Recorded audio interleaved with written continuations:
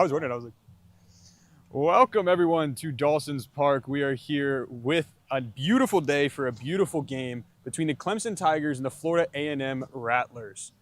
This is, I don't think you could ask for a much better day than this. We had a gorgeous weekend last week for the Division I club team, and now we're here for Division II club with another fantastic 75-degree weather, I believe. But this will be a fun game. This will be the first of a doubleheader series today between the Rattlers and the Tigers. This game starting off hopefully around 10. Humps came in a little bit late, but they are here finally, so it should be kicking off pretty soon. First pitch should be throughout. But I know looking at this game, let's see what the Tigers need to do for victory. I have 4 key points here. 3 are being shown right now, or 2 being shown, but the 4 key points are simple. The first is you want to simplify the game. As a player, sometimes you can kind of build up the moment no matter what game it is just because of the adrenaline and the stress of the game, but you want to make sure you just simplify it. Don't try and overthink. Don't try and make the game-winning play. Just focus on the fundamentals, which brings me to my second point of focusing on the fundamentals. You don't want to try and overdo your position. You don't want to overthrow. You don't want to try and burn out the pitch through the middle. Just focus on what you can do and focus on how you can win the game based on what you were taught and what you've practiced. My third point, 1 pitch at a time. This is one where it kind of fits into the first 2. You want to make sure that you just focus on 1 pitch at a time. Don't get ahead. Don't try to look at like the second pitch. You just want to make sure that you can take it 1 at a time, forget it, and focus on that moment. And for my final key to victory for the Tigers, you want to control what you can control. Don't worry about a hit that's going off. Don't worry about, will this player make a play, or will this happen, or will this happen in 3 innings? Just focus on where you're at now, whether it's the at-bat, whether it's the ground ball, whether it's the pop-up. You just want to make sure you can control what you can control. And if you can hit all 4 of these keys to victory, the Tigers should come out victorious and have a 1-0 series lead on the series this weekend.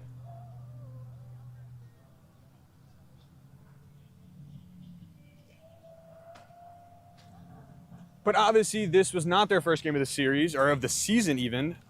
This is what you're seeing on the screen right now are some of the previous Clemson games for this Division II, with a win against Fort Valley State at home starting up in the morning. Then they had a JMU sweep. They swept the JMU Dukes right after that, followed up with another sweep of Western Carolina University, followed by a University of Georgia game series last weekend, where unfortunately they did drop the first 2, but closed it out in the last game with a 4-15 victory. All of these games were at home, and they're looking to hopefully extend this record as doing a 8-2 they have so far in their last 10 games. They're looking to hopefully make it 11-2 in their last 13. So we'll see if they can capitalize on this moment. As like I said before, there's a doubleheader today against the Rattlers. The first game about to begin any minute. The second one happening at 12:30 today, and the third one happening tomorrow around 11 a.m. So stay tuned, stick around, and as always, you're listening to Kalani Media with Brian Warner on the mic.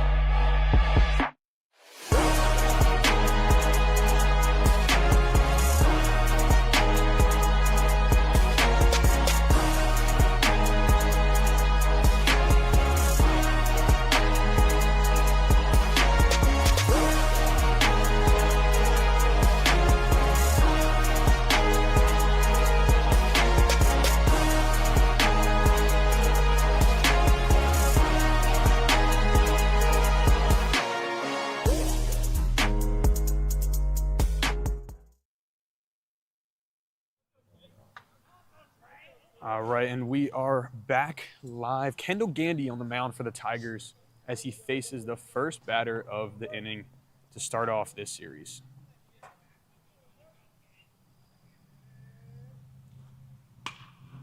First pitch is fouled off. Heat from both sides of the field today, both teams. Great starting off hot on this first pitch. Nonetheless, fouled over the right, I guess technically the right side of the field. Not quite the right field wall, but over the right side foul line. Good pitch though, and good swing, but let's see who can come out on top.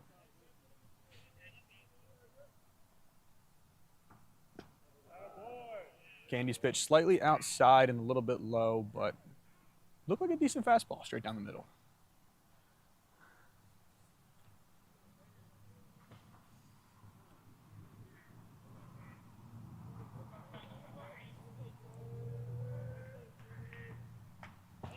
Ooh. Ball got a little bit away, high and inside from Gandy, hitting the batter in the helmet. A little unfortunate, but also not too crazy. As long as Gandy can control, he's fine, he's good. It's a little bit of an early game still. I mean, it's only your third pitch in, hit the batter. But you can take that control, reset to the next batter, and go on with the inning.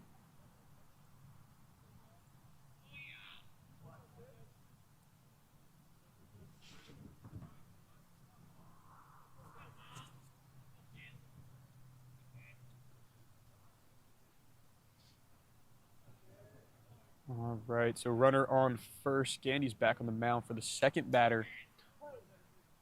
Checking over a little bit to the first base just to make sure to try and keep that runner from trying to be a little too aggressive. Pretty pitch right down the middle for strike one. 0-1 once again on the account. And the runner stayed at first so far.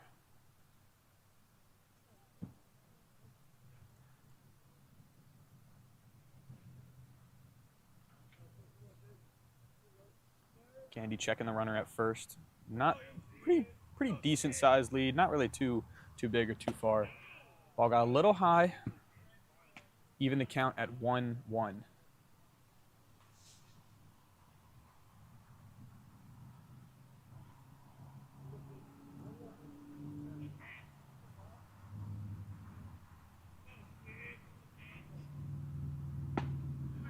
Good pitch by Gandy, getting it right past the batter. Strike two as the batter swung and missed. Count is now 1-2 with the man on first, no outs. If Gandy can get this batter out, it would be a huge boost into this first inning to kind of get back from that hit by pitch batter in the first. Little high and inside, almost struck in the helmet again, but not too out of control, just a little high, and count is now 2-2.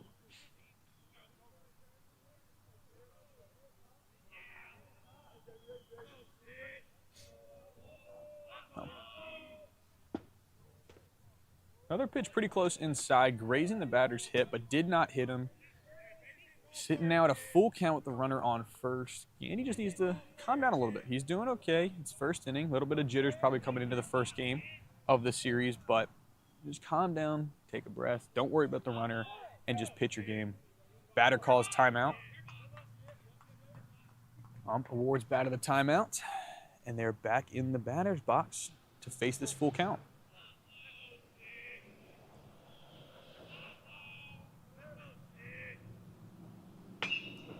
There's a strike into the left field, flying back and caught by the left fielder. Brings it in, keeps the runner at first. It's a well-struck ball, but even a better defensive play, giving the Tigers their first out of this inning.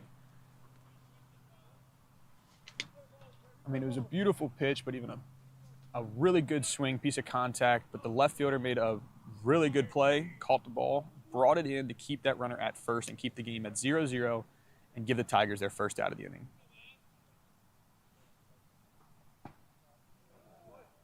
Gandy sets up to face the third batter of this inning. High, ball was a little bit high up in the strike zone, or just out of the strike zone, leaving the count at a 1-0.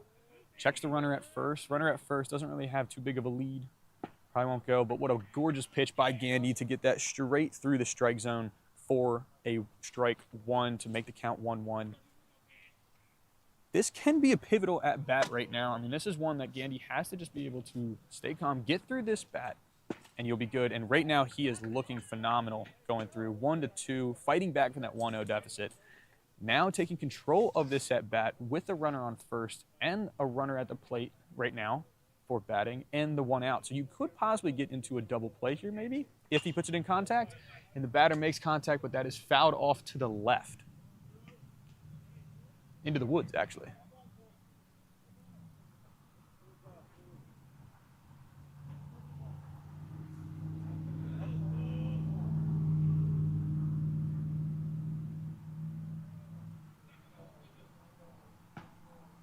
Oh, that was a pretty pitch, but just outside from Gandy. Ball went over the pitcher's head on the throw back from the catcher, but the runner stays at first, not risking any type of aggression right now. Which, honestly, I probably wouldn't be too aggressive either on the base path right now. You are in the first inning. There is no need in a seven inning game to try and be too aggressive on an overthrow, especially when it comes right back up the middle to the shortstop. But it looks like Gandy's trying to either get the batter to chase or maybe paint the outside of the zone, which is not a bad thought at all. But these last two have just snuck out a little too far, gotten away a little too far. So now the count's 3-2. He's down on this count at a full count. Runner on first, but can you just get it down the middle? Tries to, but it's a little too high, sending the batter to first. Once again, I think if you're Gandy here, you just take your time. Like I said in the victory, the keys to victory, you just got to play it simple and focus on what you can control. You can't control now that there are 2 batters on the bag. Whether you walk them, hit them, it does not matter. Right now, all you got to do is focus on the batter at the plate. You have 1 out. You have an opportunity at a force tag at first, second, or third, and the opportunity of possibly getting a double play if this ball is played in the infield. If I'm Gandy, I'm looking not necessarily to strike him out, but simply to get the ball in play as that pitch goes over the highway, fouled back behind us over home plate as Kalani and I are sitting here for Kalani Media, sailing over. Hopefully, doesn't look like it hit a car, which is good. But nonetheless, we are here with an 0-1 count. Gandy's been doing a really good job in these first 2 batters to get that 0-1 count started. It's just about finishing in the second half of the at-bat. And this at-bat, he is being aggressive and really pinpoint so far in these first 2. Both balls being in the strike zone, first being fouled out, and this one now sliding right into, look to be a little bit of maybe a little bit of movement on the inside coming from the batter into the middle of the plate. So let's see if he can get his second out here with an 0-2 count. Batter checks the swing, but he did not break. His wrist did not break. Ball broke outside, though, leaving the count to 1-2 with a runner on first and a runner on second. If you're Gandy here, you really don't care if you strike him out or put the ball in play. You just want to make sure that you can get at least 1 out without advancing the runners. Another time called by I think this was also called by the batter as well. Batter stepped out. Now he's stepping back in the plate to see if he can't put in some runs for the Rattlers with a runner in scoring position right now, technically on second, and another runner on first. Gandy checks second bag, throws, ball goes past, runner on second, goes a third, close call, but the runner did get under the tag,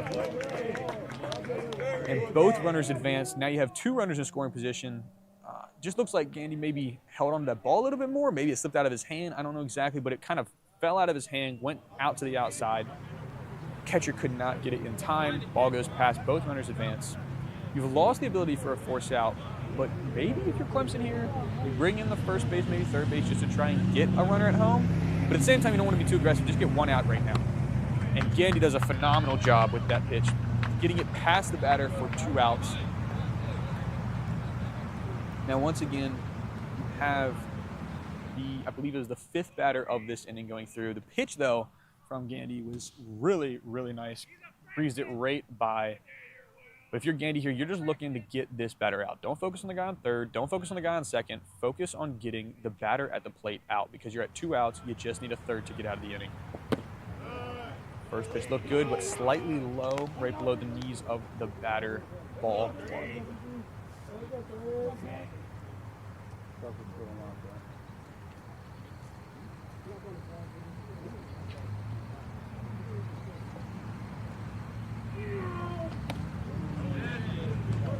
Batter checked and broke his wrist. His wrist broke. If you guys don't know what a break is, essentially it's when a batter goes to check a ball. So maybe he swings and tries to stop. What the umpires are looking for is if that wrist fully breaks, leaving the bat to go in front of the body, because that would be over half of a swing, causing it to be a strike.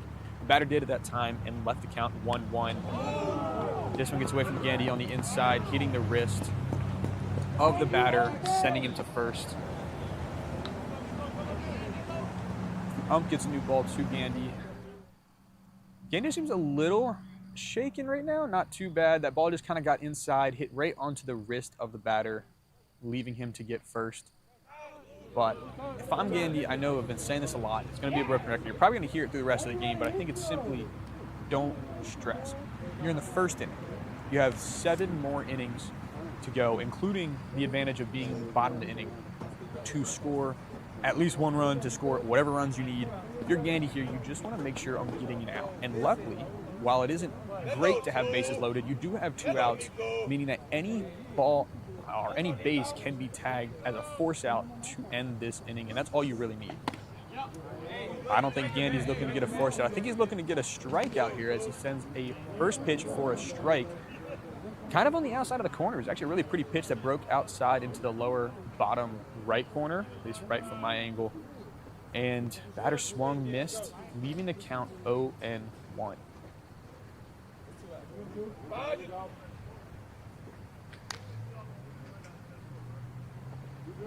And he checks off as the runner on second is having a pretty aggressive lead, pretty big lead, which means that I'd assume that if this batter for the A&M Rattlers can break a ball what looks to be probably like right center field, that looks to be the biggest gap, that runner from second, or any ball I think in the second or in the outfield, that second base runner will try to be aggressive and score.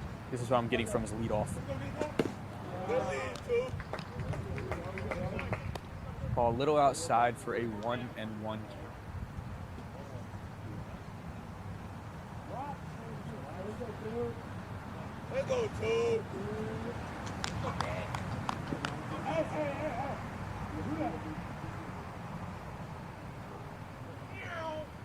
Gandy checks a few times. Once again, paints in that outside corner, which is really pretty, and gets the batter to swing, getting up on the count 1-2. Come on, Toe.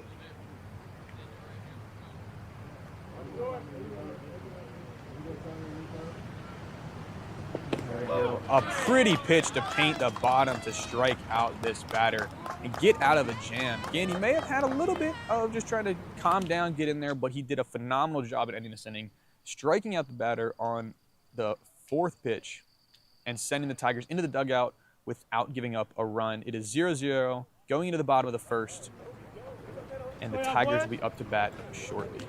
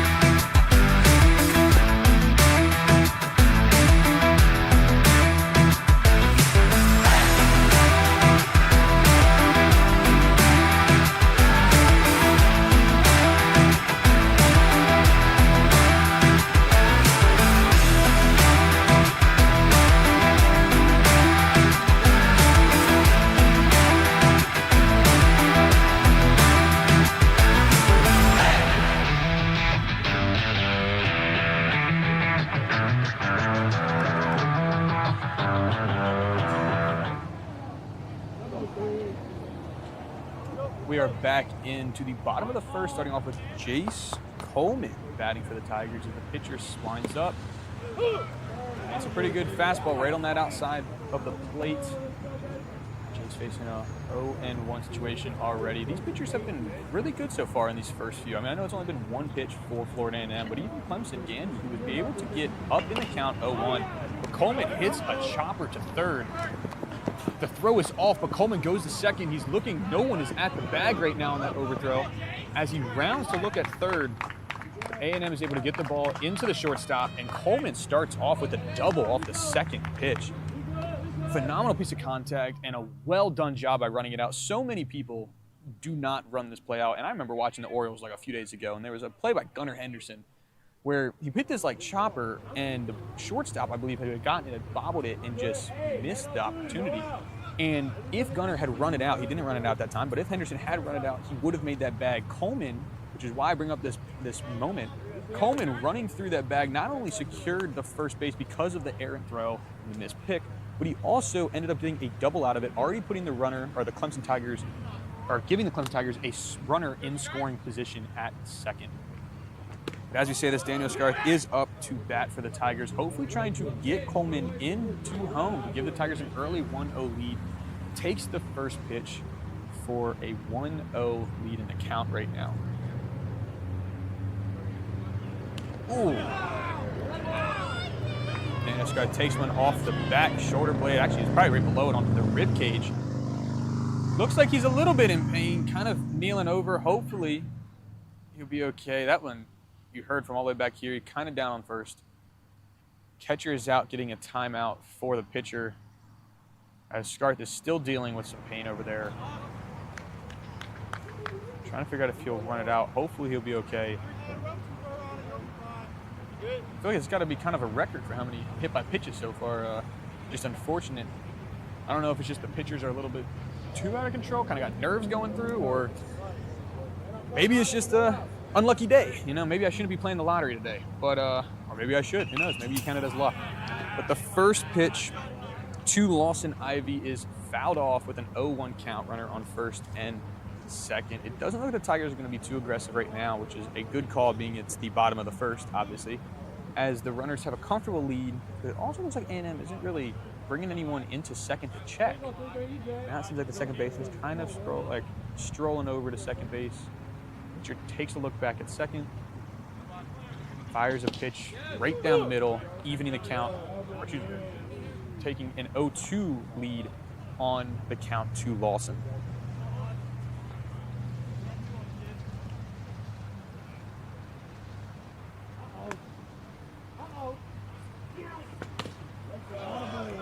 And that is a 3-pitch punch out for A&M. Ball was a little wide, but seemed to kind of move towards the outside as Lawson went to swing. Fortunately, it was a miss, and the Tigers are now sitting at 1 out with a player on first and second. As the next batter, Brody, I believe this is pronounced Gasandi. Still kind of learning my pronunciation and testing my skills of communication right now, but Brody is stepping up and immediately gets a piece of that ball that goes once again over the highway, almost in someone's front yard. So we're gonna hope that maybe that person needs a baseball. You know, like hoping that it's gonna be over there. Luckily no car was hit, so there's not too many damages done. But Brody does fight off, and he's down the count out 0-1. Second pitch in, a little low, looks like it hit the dirt just before the catcher. Evening this count 1-1, a great eye by Brody. If you're Brody, you're looking just to get a piece of contact. There seems to be a pretty big gap between short and third right now. So if you can kind of pull that right down the gap, which is exactly what he does, for a grounder to single, as Coleman wraps around and scores for the Clemson Tigers. And as I was trying to tell him what to do, he ends up doing it anyway. It's almost like Brody heard me from back here, about 50 feet from the plate. But it was a beautiful chopper straight through the gap between short and third, which brings the Tigers a run and gives them a 1-0 lead while still having only 1 out and a runner on first and second.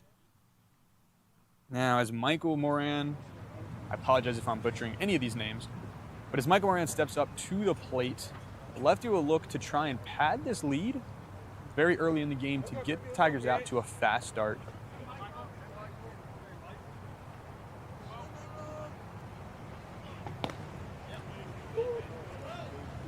A&M's pitcher's pitch is a little outside, allowing Michael to be up 1-0 right now in the count.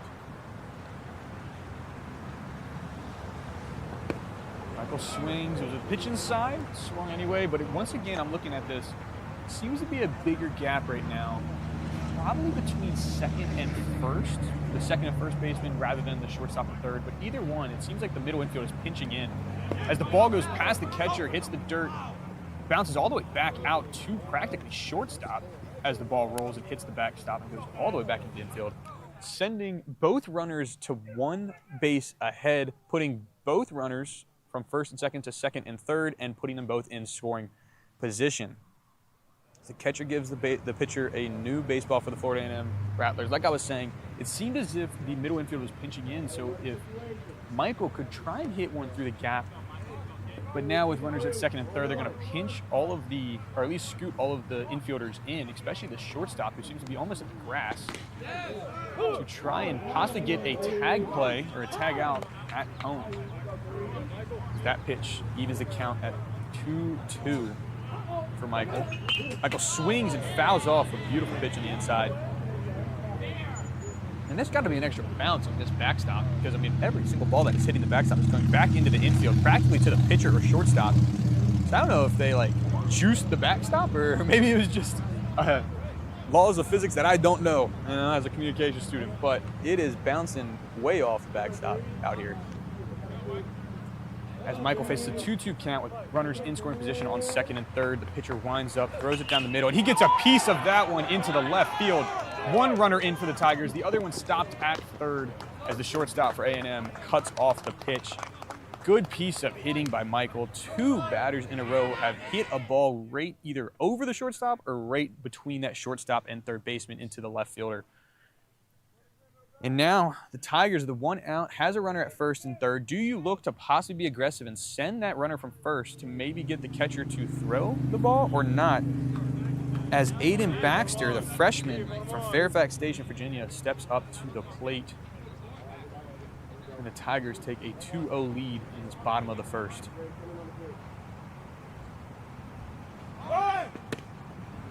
Ball comes in. The Tigers did send, but the catcher did not throw. Moving Michael into second and allowing another opportunity with one out for the Tigers to have two possible runs come home.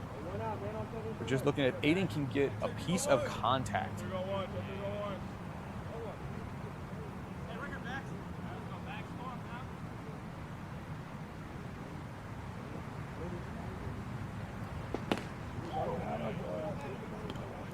Swings at a pitch straight down the middle. Unfortunately, does not make contact, so the count is 1-1. There's still no stress for Aiden. You have one out. You have no force play other than first base. Can you just get a piece of contact to move the ball forward as the pitcher's pitch, third pitch of the at-bat, is high and to the right, so high and outside.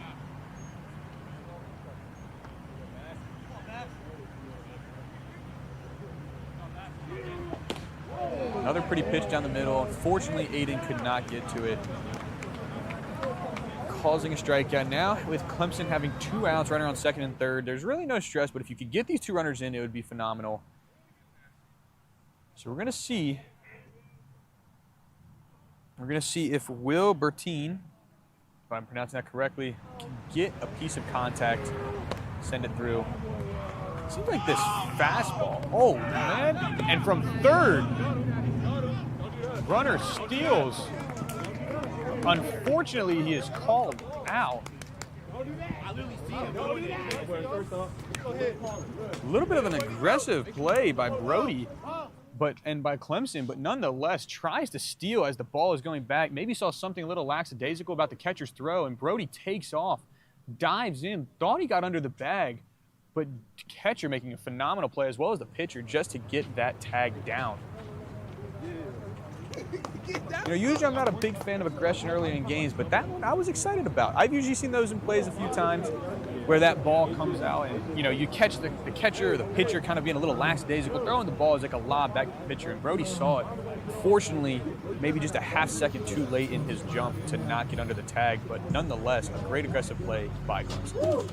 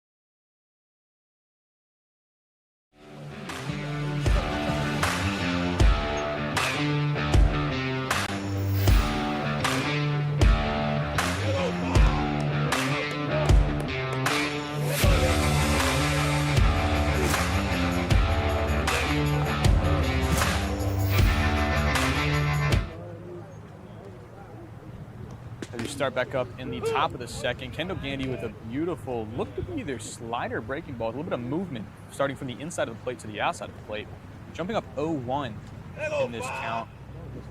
But if you're just joining us now, the Tigers did get Kendall coming out with a whole new composure from that first inning. In the first inning, he was really good and kind of getting the nerves out, but it just seems like he was able to calm down, especially with that 2-run lead now, which if you're any pitcher and if you've ever watched ball, you know that any lead in any sport really does calm the nerves for anyone. It really puts you back in the zone. Kendall trying a few different pitches. That one got a little bit away, kind of outside, so obviously you're up 0-2. You have the advantage. Now it's 1-2, obviously. But with that 0-2 count, you want to take a little bit of advantage, try and test out some pitches, see if you can get comfortable. That's exactly what Kendall did. He sets up now for his fourth pitch, and it is fouled off.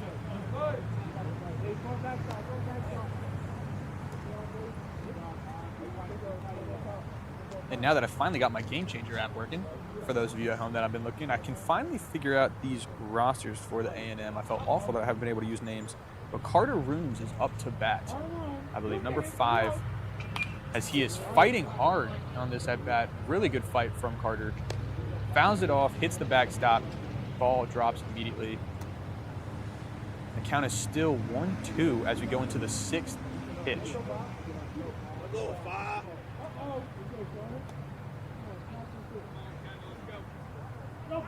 No good set. Throws a ball. Looked almost maybe like a splitter. I don't know my pitches too well, but I think a splitter is the one that kind of breaks in and goes out. It's either a splitter or a two-seam. Looks like he tried to do that, got a little high from him. Putting the count at 2-2, evening it up. Carter's doing a good fight. I think for Kendall, you're just trying to look for a fastball maybe inside going through, which is exactly what he does, but it is fouled off once again from Carter. So Kendall tries. And again, backstop bounces the ball all the way back out to third base. But as far as that at bat, Carter is fighting off any pitch anywhere, it seems like, in this zone. Kendall tries outside, it's fouled off. Kendall tries down the middle, it's fouled off. Kendall tries once again in the middle or in the inside with a fastball, and it is once again fouled off by Carter. So it's a really good fight. But I think for Kendall here, you might, with a 2-2 count, get a little risky. Try a breaking ball that might break to the outside to get Carter swinging.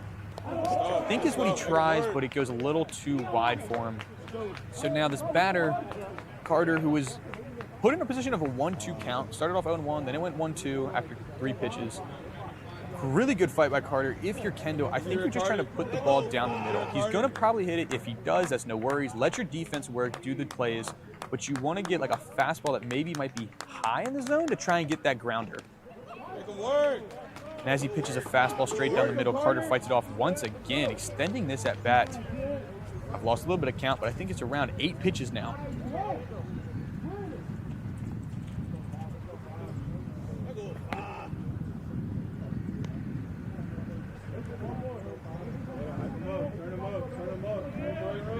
As I hear the Rattlers dugout kind of chancing it up, telling them, let's get that ball 4 as he's looking to fight back from being down 1-2. Kendall gets set for this, I believe, 9th pitch. Pitches once again a fastball inside, and Carter is once again battling off these balls, getting it up into a double-digit pitch count on this solo batter. I think this might be more pitches so far in this at-bat than, I believe, last inning's first 2 batters going through. So Carter fighting off really strongly. And gets the walk that he fought for. I mean, we are a Clemson Sports Network, but you got to give credit where credit's due right here. And that is a really good fight by Carter to get back 1-2. It's really what I feel like I was taught in Little League, what they teach even up all the way to the MLB, which is take your time. You know what you're swinging for. You know what you're looking for. I mean, Carter with an elite eye is able to fight back and get the walk to put the Rattlers with a man on first and no outs. If you're Kendall, don't get too worried about that play. It's okay, it's the first bat of that bat is 2, but the ball, first pitch, gets hit through, and as the shortstop tries to dive, it goes right under his mitt. Left fielder bobbles a little, but is able to get a hold of it, bring it in, only keeping it to a single. So while the last at-bat had about probably 10 or 11 pitches, it only took 1 pitch for A&M to get on base with that latest at-bat. As it looks like the third base, Brody, is talking to the ump about something, but I'm not 100% sure. This is when we kind of wish we could mic up the players. It's going to be fun, you know, kind of fun to understand a little bit. But nonetheless, we are here, as I possibly just gave Kalani an idea to do for this next inning later in this game. But there's a runner on first and second with Carter on second right now. Carter rooms for it and looking decently, not too bad. But Kendall getting composed, throwing another pitch right down the middle to give this a strike. And as I'm bouncing between 2 different rosters, I do apologize if I don't have the names up in time. I only have 1 phone, unfortunately. But we are going to try and give you the most accurate information as quickly as possible during this entire game, during this entire series. But Kendall looks again, once again down the middle, but it is fouled off, bounces up and over as the umpire gives a little kick, almost like a soccer play. I tried that in high school once. It didn't quite work out. We tried it last night, too, when I was doing soccer for IM, but intramural sports, but it did not work out. Nonetheless, ball bounces back. It is an 0-2 count with a runner on first and second. You're in a really good position if you're Kendall. I get it. There's a runner on second. There's a runner in scoring position. 2 runners on the bases. But you do have a force out on first, second, or third. If you can just get this ball in, you're perfectly fine. And as that ball goes a little bit outside, Kendall is doing a good job testing out.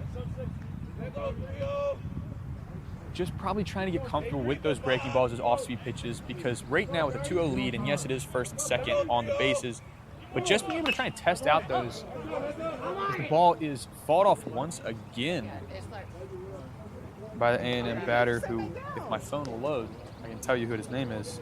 I do, Stephen Duvall. There you go, or maybe it's Stefan Duvall. I do apologize if I'm mispronouncing for any of the A&M fans out there watching Kalani Media. But Duvall, another fighter. It just seems like all of these A&M guys are having a really good eye in the strike zone, at least being able to get contact on the ball. As Duvall fouls off another pitch. I mean, it's not really Kendall's fault. He's getting these balls in the strike zone. It just seems that A&M is getting just around enough to foul it. They're not really putting many in play. They've had about probably 2, maybe 3 hits throughout this game so far. But they've had a ton of foul balls, which I think is really getting with Kendall because you're trying to get this pitch in the zone, but when they keep fouling it off, and they foul it off on the outside, they foul it off down the middle, they foul it off high, they foul it off low, they foul it off on the inside, it's really tough to try and find that position where you can kind of sneak it by. He's had some luck earlier in the first inning. It just seems this inning is a little bit different, but it shouldn't shake Kendall.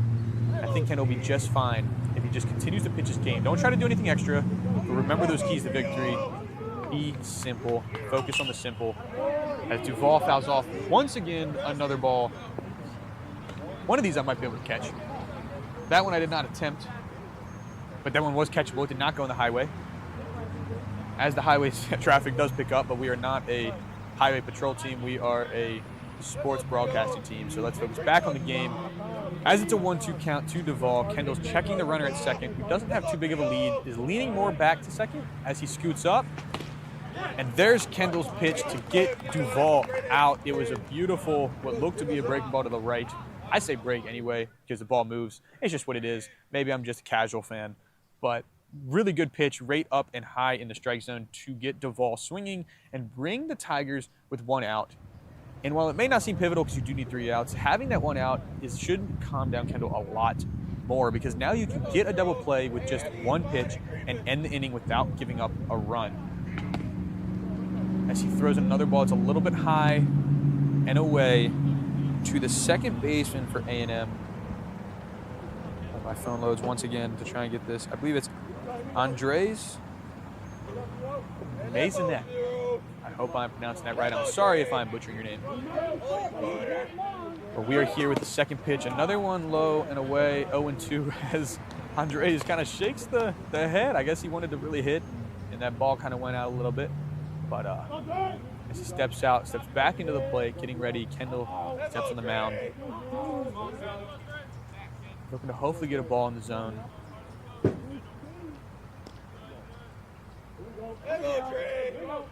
Kendall steps off, makes sure Carter Rooms, who is on second for A&M, stays at second, does not want him trying to be too aggressive in getting that third. Because there's a big difference between 1 out on first and second and 1 out on second and third. With 1 out on first and second, you do have, like I said, that double play ability. But if you get those runners and they advance to second and third, it gives away that ability, and now all of a sudden you got to make sure you get 2 batters out, not just get 1 pitch. As that ball is fouled off by Andres over into the parking lot. As it seems a fan is running out to grab that ball. Ball pretty far over the right field line, or foul line, I should say, as Kendall steps off, taking a break real quick, resets.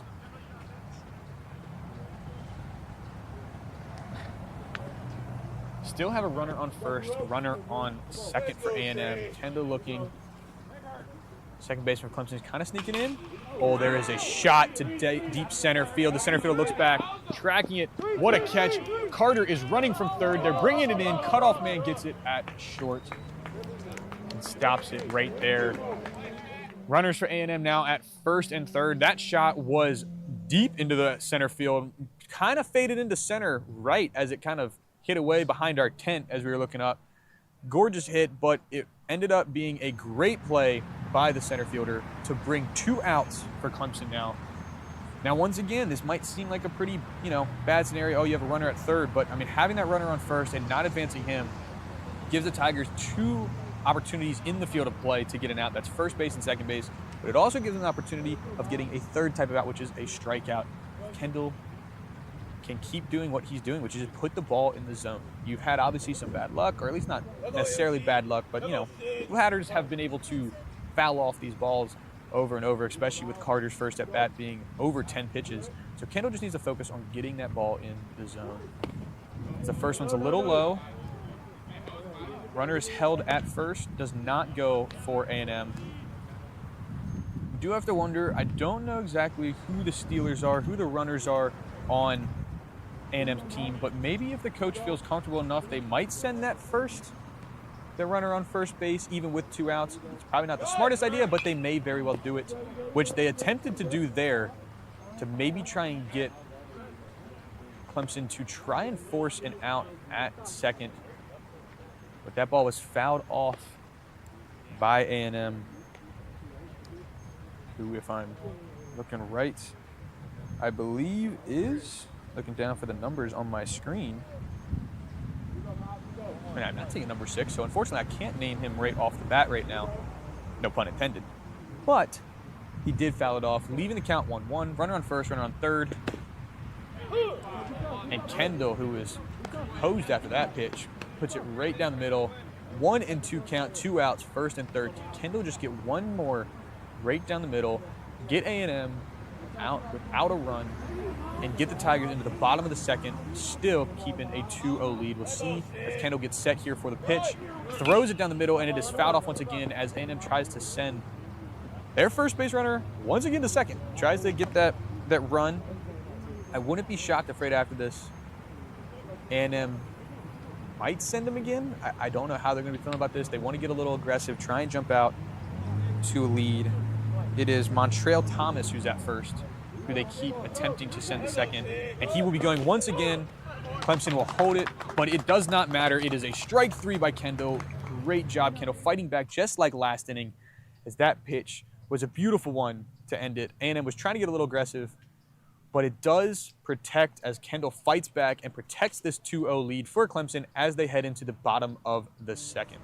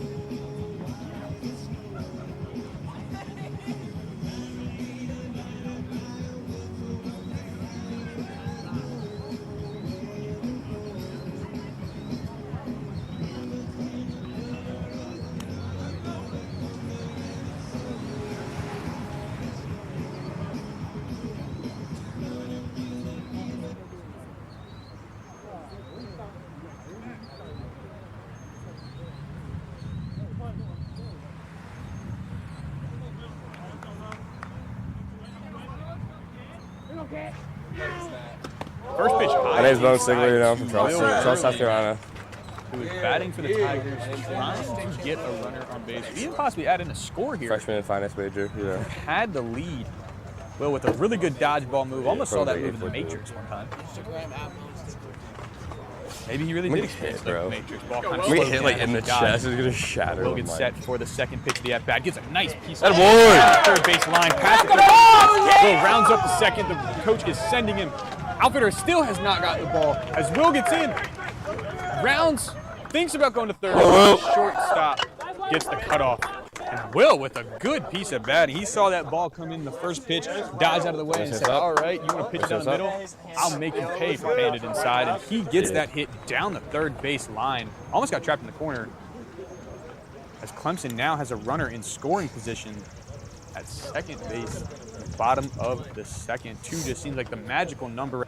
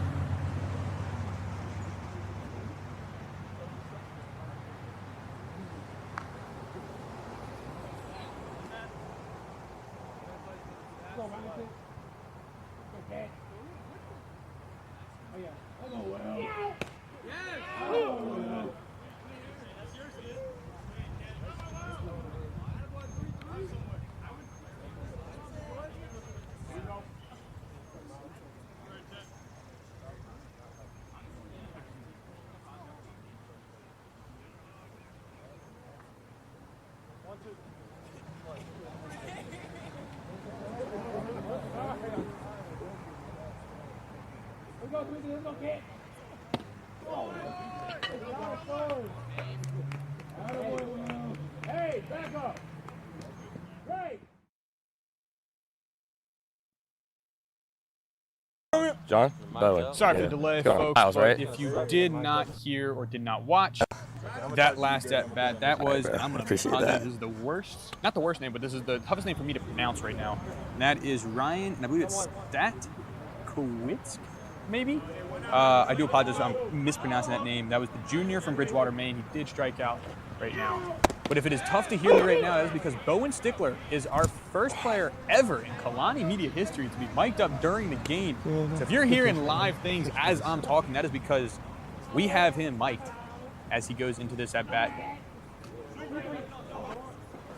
One out, and he gets a hit. Did we choose the right person to get a mic? And it was a beautiful play by the shortstop to get the out. Bowen with a nice piece of hit. Maybe we can get some good sound bites from that, hopefully. Unfortunately, we can't quite hear him right now in the booth, or in our tent, I guess is a better phrase.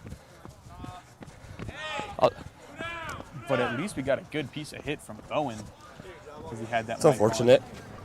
Move the runner, yeah, that's all that matters. He did advance the runner, which is very important in this game, if you do not know, because obviously the goal is to get home. So being able to advance that runner Yes, honestly, is Mike's a weighing me little bit down. closer. But the Tigers do have to try and hope for a hit, not a pop-up, not a sac fly, as the Mike's center weighing field me down, shifts to yeah. the left side of center. Chris won the first pitch. Good eye. Oh, get there. Pitcher, wild pitch. You're up, Jack. And Clemson scores their third Will. off of that See, wild if I didn't progress the runner right there, then coming we would have scored. freshman from So- Naperville, Illinois, Productive at bat. coming all the way back to home plate to give that third run for the Tigers. Now you don't have to worry about getting a runner in home, or at least scoring that runner, but now it's about, can you get another runner on base and extend this inning almost in a two-out rally format? As I believe... What's going on, guys? I'm here with JD. JD, how you doing today? Great. Yeah. I believe it's either Jace Coleman, I believe, is still up at bat. as Yeah, they're getting I progressed the back runner. up to the top of the And lineup if he's not at third, he doesn't for the score. Tigers. You having a good day so far? Count is now 2-0. Yeah, you're hanging in there, though. Again, we do try Got to any give the words most of advice to say to factual people watching? and accurate information. But we are also college students who are trying to figure out There you go. what we're Good watching. As motivation the right pitch there. goes inside to Coleman, What do you think Jake's about to do right here? leaving a 3-0 count. I like it. He looks prepared. I'm very excited to see if you guys heard, and probably still hear, Bowen in the dugout. Let's go, Jace. Believe. Another That four worked. straight Yeah. pitches that were balls. Scar's Coleman about to with hit. a great eye gets back Scar's about on to hit a double first. in the gap. Jace, if he unhooks the First trailer, inning, he'll I probably believe. score. Can't remember if it was a hit by pitch or if it was a First pitch is single, changeup, but he Bowen threw to did me. get on first in the first inning. Kinda just, Now, like, an inning floated in later, there. he is back on the bases with 100% success rate, or 100% on-base percentage, I believe, is the stat. As Daniel Scart, the freshman from Charleston, South Carolina, practically Daniel the Scarth does hometown it bat, kid, about 2 number 4, hours Charleston away. native. Steps up to the From plate Daniel Island, went to Phillipston High for School. Clemson, hopefully Played trying baseball, to also played get football. another runner Took visits to on. Temple, As only West one Virginia. runner is on the base right Some now. of his visits for football, but ultimately chose to come to Clemson. Pitch some comes club in, it's a little baseball, high. Catcher jumps up, pops, tries to threaten to throw. Go The down first there, does right? not throw though, but does threaten it a little bit. I've used that move once or twice in the Little League. Trying to get that out there. Just trying to keep that batter He was a long safe, snapper, or fun that fact. runner at first. And then he first. got hurt in the middle of the Which the season whole goal. and had to switch numbers and then became a linebacker as well. So, There he goes. A pretty swing. pitch inside. Daniel couldn't Good get Daniel. around to it in time, but pretty swing nonetheless. And now sitting 2 hot strikes. at a 1-2 Yeah. count. Man on first, 2 outs.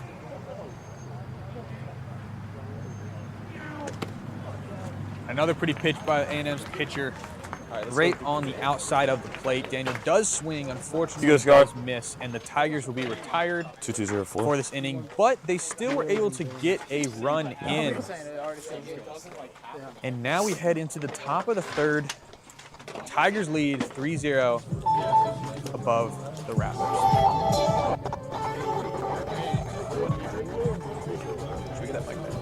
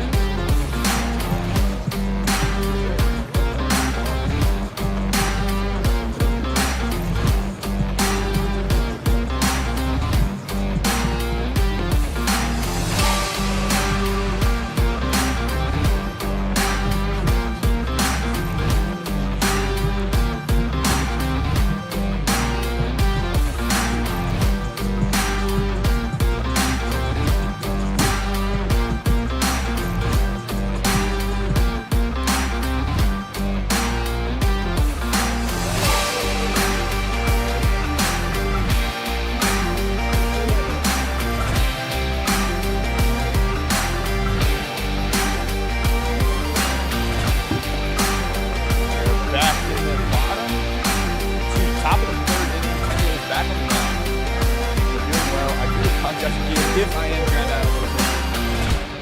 Bowen, we are so excited to have a mic on the field. He is at second, I believe, right now, as that foul ball Come on, Kendall. straight back to us. Count is now 1-1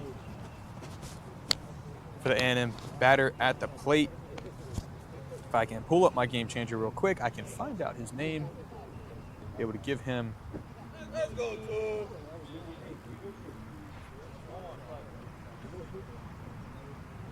This is Bryant Rooms. I believe, I would only assume Carter Rooms' brother, Good pitch. who is batting right now, because they have the exact same last name, but it could also be just friends. But nonetheless, Bryant Rooms is fighting pretty well. 2-1 up in the count, but Kendall, can he stay composed, give a pitch right into the middle? As hopefully you're also hearing Bryant not Bryant, Bowen come through. As that pitch gets fouled back, straight back, almost made me flinch, and I'm like 30 feet behind the plate. But nonetheless, he's giving a fight. Count is now 2-2. Top of the third to the first batter, who again is Bryant Rooms. Kendall puts it in, foul ball back. I lost it, but I think it might be in the woods, or at least close to it. As these A&M batters just seem to be fighting ball after ball, being able to just foul off and stay alive with 2 strikes. But what a hit. Actually, it was not a hit. Great diving play, though, or attempt by Clemson's first baseman. But that ball was fouled down the right side. That was Daniel Scarth who attempted, the freshman from Charleston, who attempted to try and get the diving play, but that ball was fouled before it crossed first base, leaving Bryant still at the plate.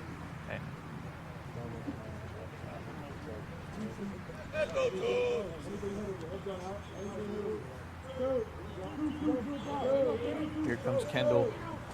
Tries to get a little bit of almost like a curveball, I believe. It's one of the few balls I can actually pin out when I watch a play. Got a little bit outside. It looked like he tried to break it into the outside of the corner of the plate, but it went a little bit too far than what he wanted, making it a 3-2 full count. Kendall pitches. And strikes out Bryant Rooms on a high fastball. Good fight by Rooms, and if Rooms Mike, we got one. Bryant and Carter are siblings. Man, it just runs in the family to be able to fight off pitches and stay alive. Unfortunately, Bryant didn't get the same outcome as Carter, who did get walked, but nonetheless had, I think, a 5 to 6 plus pitch at bat, just like Carter. As I believe, I'm looking up the roster here. Kendall pitches in, foul ball off the bat of Michael Daniels for A&M. Out here, fighting off once again, another foul ball. Just like foul ball is the special word of the day right now in these first 2 1/3 innings. It just seems like everyone is getting a piece of it, but not quite getting the full thing, as Kendall's pitch tail's a little high. Count is 1-1 with 1 out to Michael Daniels. I gave a whole rundown of who you are on the mic when you're hitting. Yeah. I mentioned how you took visits for football. There goes Daniels down the third base line, grounding to go to second. It's back in that corner once again. And hold it. At second, good piece of hitting down the third base line, just not fast. You say something, Mike? That third baseman for Clemson, you good? Brody. What's your name? Jasandi, if I did pronounce his name properly. What's your name? Hit it right down the third base, but again, that corner seems to be a little bit of Charleston, South Carolina. Of a tough time out there, because I think the double last inning for Clemson and the double just now for Michael both got kind of trapped in that corner between the side fence and the back fence. So almost giving a little bit of problems, kind of sits back there. But nonetheless, we are on to the next batter with 1 out and a runner at second.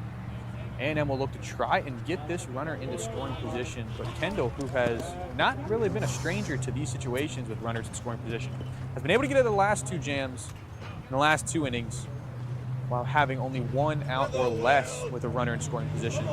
Let's see if he can kind of bring that back as he loads up for another pitch. Ball is a little low, catcher can't seem to grab it, and Michael slides into third. Florida once again has another runner at third. As you hear their A&M dugout saying baby food, I believe that requires just how easy it is to kind of get over to third. But no worries. Again, if you are hearing someone else talk, he is about solid 75 yards from me. That is Bowen at second, who is enjoying the mic'd up, hopefully. I hope it's not too inconvenient for him. Hopefully you guys are getting some good sound bites. But that pitch was high once again. His 2-0 count as Kendall loads up.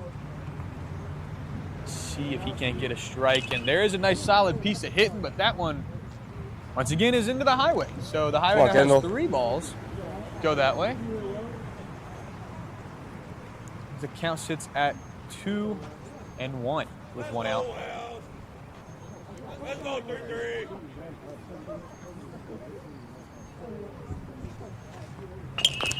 Oh, and there's this chop right to our mic'd up player who gets the out at first. While A&M does score as Michael comes home.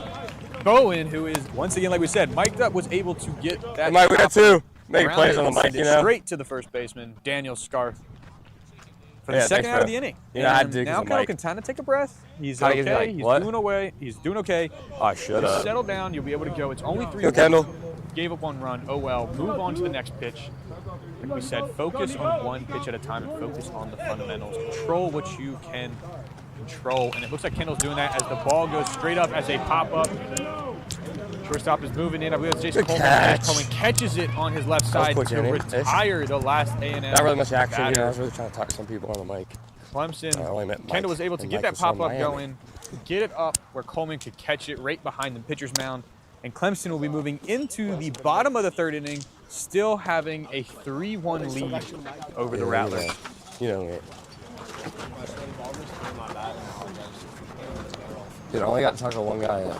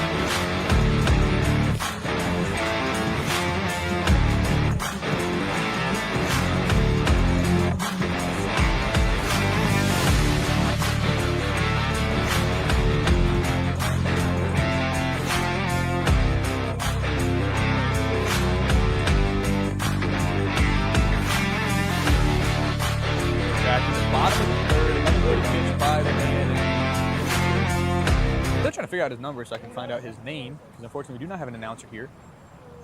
But what I can tell you is the name of the batter who is at the plate for the Tigers, and that is Lawson Ivy, the freshman out of Roswell, Georgia, sitting at the plate. I believe first time he was up, he was struck out, if I can remember properly. I'm not saying I have the memory of an elephant, but I also don't have the memory of a goldfish, so I will try to tell the best I can say while I'm here. As Ivy sets up, 1-1, I believe. Another high pitch goes straight through. Umpire calls it a strike, and Ivy is looking at a 1-2 deficit.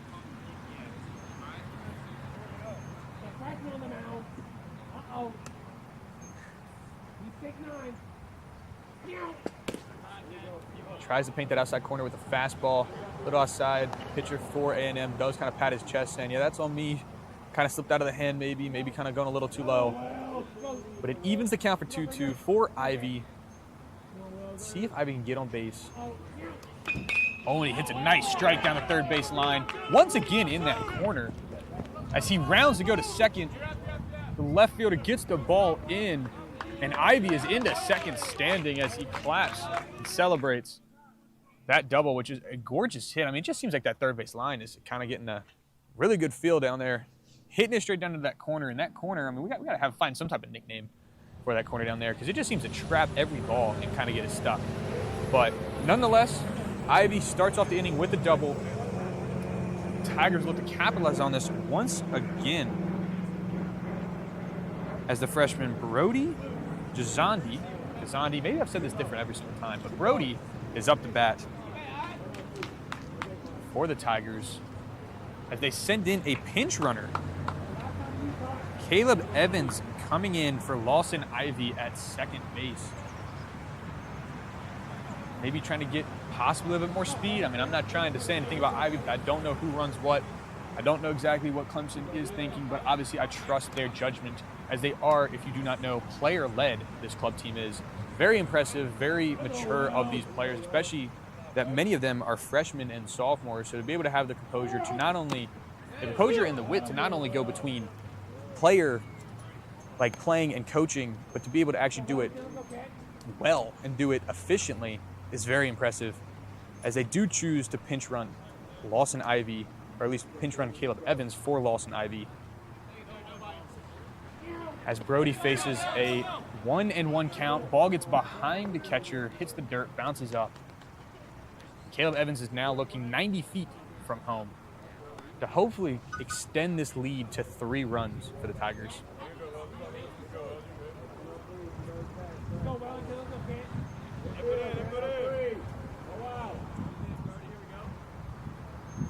I'm proud to say that I finally seen the number of the pitcher for A&M, and his name is Wellington Henn. Wellington Henn, I believe is how you pronounce it, and he is the one that has been starting and has been pitching for the last 2 and now technically 3rd inning.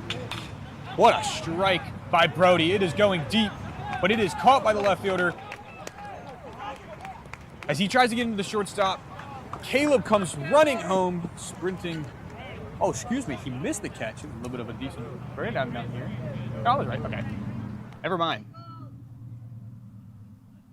I apologize, people, for the confusion at home, but Brody did hit a ball. It was beautifully caught by the left fielder, running back into left center field. And while I thought Brody was on second, he stayed there for a little bit, but then I think it was officially an out. As the left fielder threw it into the shortstop, Caleb came screaming home from third, tagging up to give that 4-1 lead for the Tigers. I believe for a little bit of the confusion, I do apologize. But all you really need to know is that the bases are empty, there's only 1 out, and the Tigers are up now 4-1.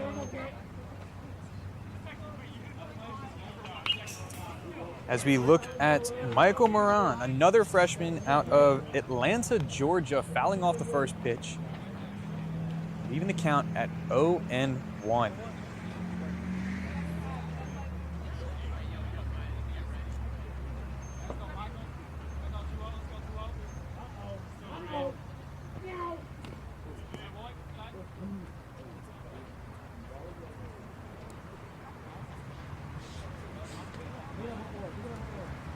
Once again, the ball is bouncing off of that backstop all the way back into the infield.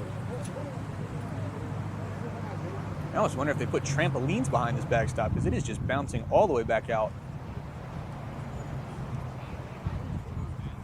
Nonetheless, we are sitting here looking for Clemson to possibly get another runner on base. As the pitch is a little outside, leaving it at a 2-1 count as we sit here.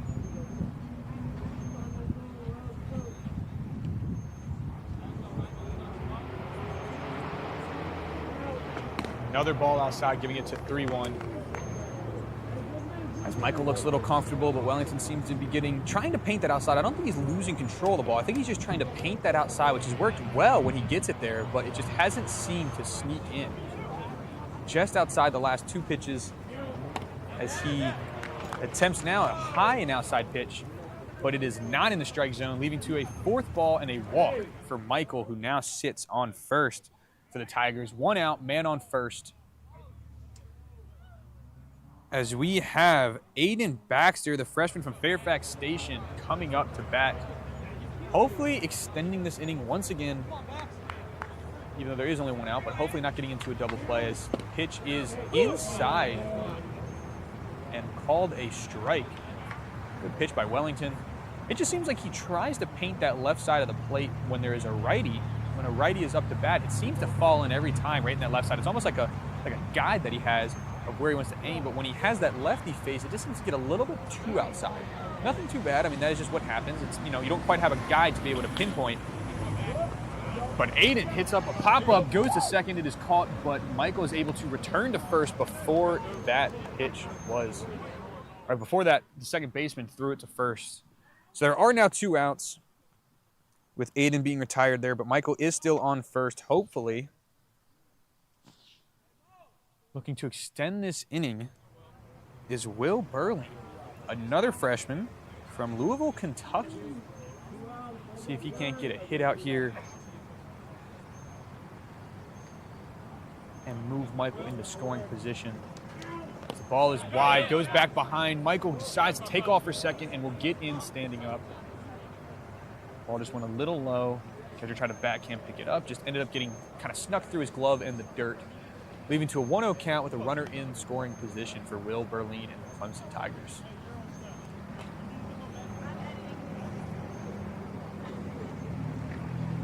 And I am not a mind reader, nor am I a psychology major, but when I look at Wellington, it doesn't seem like he's really lost control. It just seems like he's trying to paint those outside pitches. If you watch the D1 live stream, as he has a pitch right down the middle right there, swing and a miss by Will. Good pitch by Wellington to even the count at 1-1 right now. But like I said, if you watch the D1 club live stream last weekend against Coastal, you would hear that Drew and I were talking as Will throws one outside once again. And I mentioned that I do like playing MLB The Show, and I like playing MLB 9 innings. You know, I'm not, on my phone too often. I'm not quite an addict. But nonetheless, I do like playing that game. And when I usually pitch, I try to get those low corners with breaking balls and fastballs because it seems to be the hardest one to read as the pitch comes down. Wellington with another good breaking ball, evens the count once again at 2-2. But when I do those, that's what you aim for, and it seems like that's what Wellington is doing here. That's why I made the connection. That's why I made the example of MLB The Show, is because it looks like Wellington is trying to paint those corners and sneak it in where it's tougher to read, tougher to hit, and the batter has to hit almost at an angle as that breaking ball goes outside for a 3-2 count. So, like I said, I don't think Wellington is losing control as much as he's trying to test the limits and find this strike zone at the bottom and see if he can't kind of sneak one in and make it tougher for the pitcher or for the hitter to hit. But that one was not tough as it almost hits a car, but gets over the highway. I don't know if that driver saw it. Hopefully they're okay. Looks like they were keep going, but that one came close to hitting what I could guess is a Subaru RAV4. I think was that car, navy blue. Wouldn't have looked as pretty if there was a dent in it, but there was no dent luckily and the ball missed and it did roll over. But good fight from Will here as Wellington looks to try and sneak another one inside. Again, he was aiming for that inside lower corner. Wellington takes it in, but a nice piece of hitting up to the second. Wild bounce, but the second baseman does get it for A&M as Will is retired and leaves Michael Moran on base. Nonetheless, good piece of contact, but unfortunately not enough to get on base as the Tigers extend their lead this inning in the bottom of the third, getting up to a 4-1 lead against the Rattlers.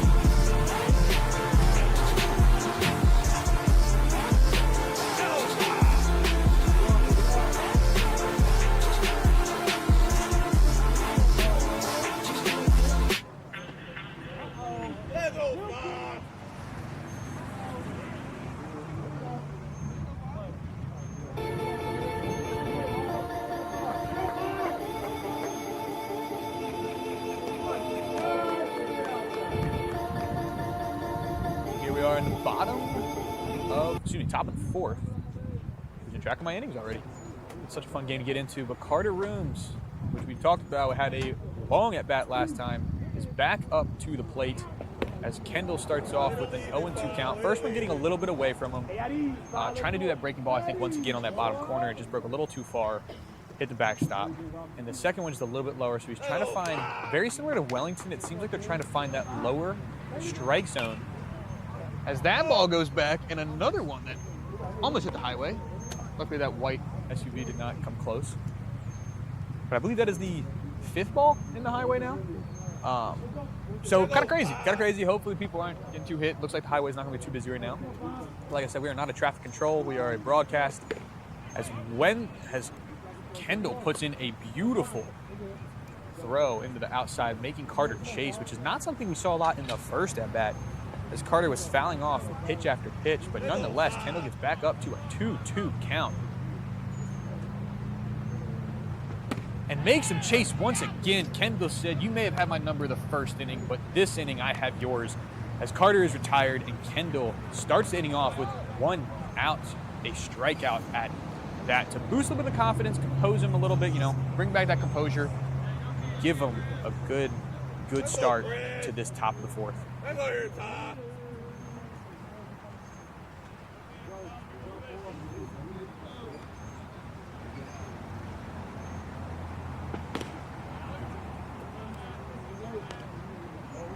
Now Ty Andrews is up. I believe this is the left fielder for the Rattlers. Stepping into the box. First one was a swing and a miss, leaving the count to 0-1 as Kendall was able to put that right in the strike zone. Sets up for pitch 2. Tries to paint the outside corner. Just outside though, ball is called a ball. And now the count is even 1-1.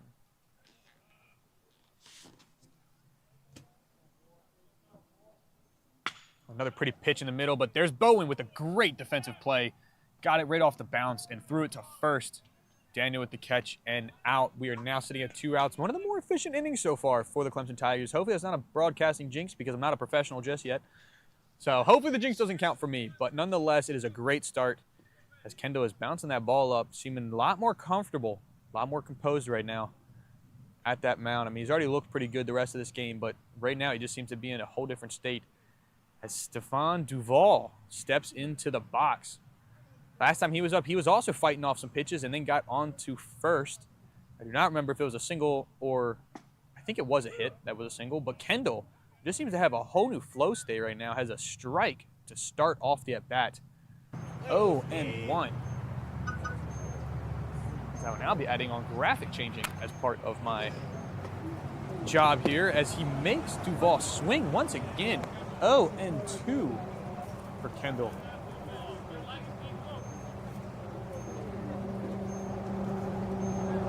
Kendall finished off with what I like to call an immaculate at-bat, a 3-pitch strike.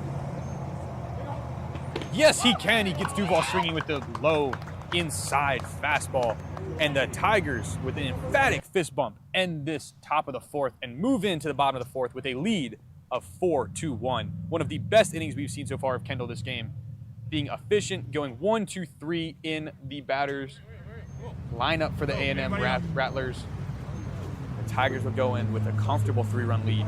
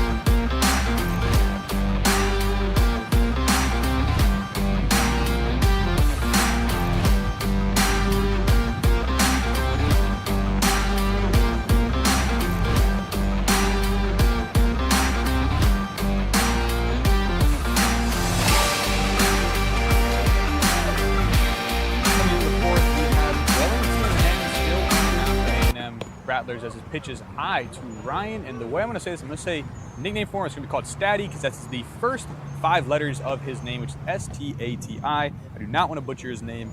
I feel bad when I do it. But he is from Bridgewater, Massachusetts.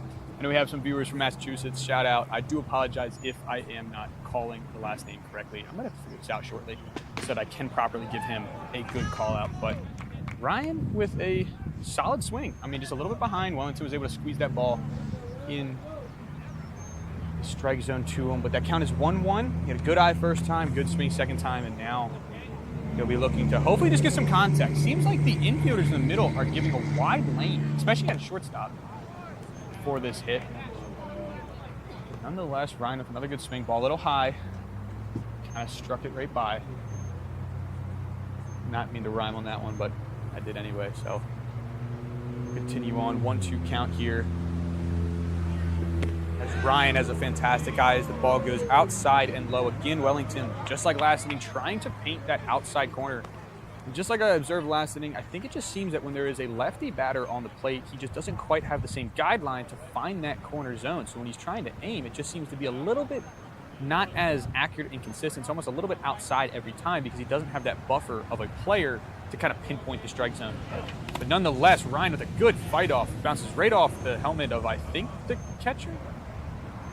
Looks like everyone's okay. Umpire goes up to give a ball to Wellington. But a good fight from Ryan to keep this at a 2-2 count and not be the first out for the Tigers. Phenomenal job by Ryan.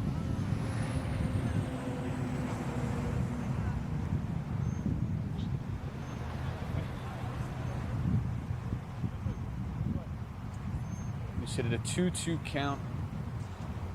Got a little bit of a choke on his bat. Maybe trying to get a little bit quicker of a swing around. Gets another good piece of the ball to foul it off.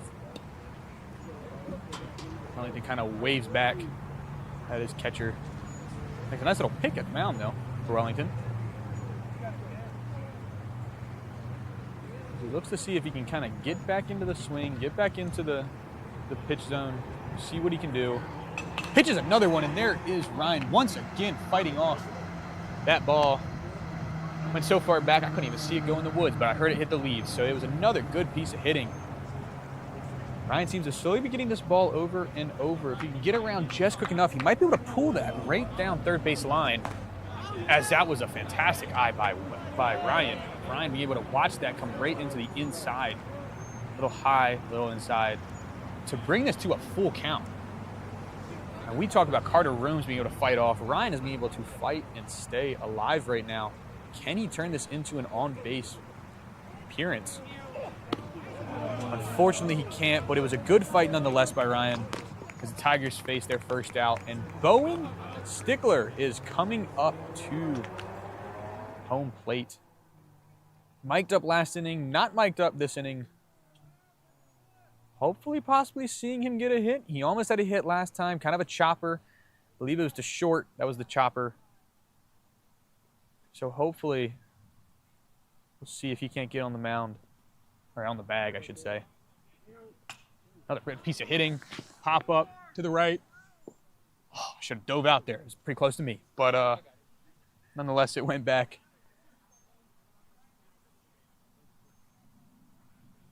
Wellington with a good start, an 0-1 count.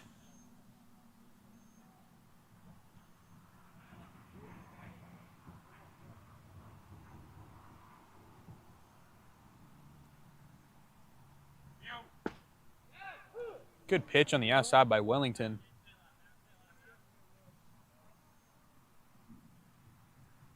Able to get that lower corner. I mean, I don't talk about this a lot, but I think a lot of the reason why he's able to kind of pinpoint that outside corner, not the inside, is because he's a righty. So when he comes around, the ball doesn't really tail as far to the left as it does to the right when you're trying to paint those outside corners, as that ball goes into the dirt and is ball one of this at bat for Bowen with a 1-2 count. But like I said, it's a little bit easier when you're coming around because I think when you're trying to find that outside zone, you come around as a righty, that ball can be a little bit released too far outside because you're trying to release it a little earlier than when you do when you throw it to the outside left zone. But nonetheless, Bowen gets a chopper that goes foul as Wellington once again tries to go a little bit lower in that strike zone. Bowen with another good fighting opportunity here at the at-bat. Catcher takes a moment, takes off his helmet, talks a little bit to Wellington, maybe trying to calm him down just a tad. You can see in the live stream, we also have 2 of A&M Rattlers in the crowd cheering on. Love to see the team chemistry out here. I mean, this, after all, is just baseball. It is a game. It is a fun game that is competitive. Wellington winds up, pitches it down, tries again to get the outside with a little bit, I think, of a breaking ball. Couldn't quite tell right now. I have a little bit of a pull in my way. But nonetheless, little outside, and the count is now 2-2 with 1 out to Bowen. Wellington pitches it down. Bowen, another good piece of hit. Go right down the right line, but it is foul. Bowen again, fouling off the pitches.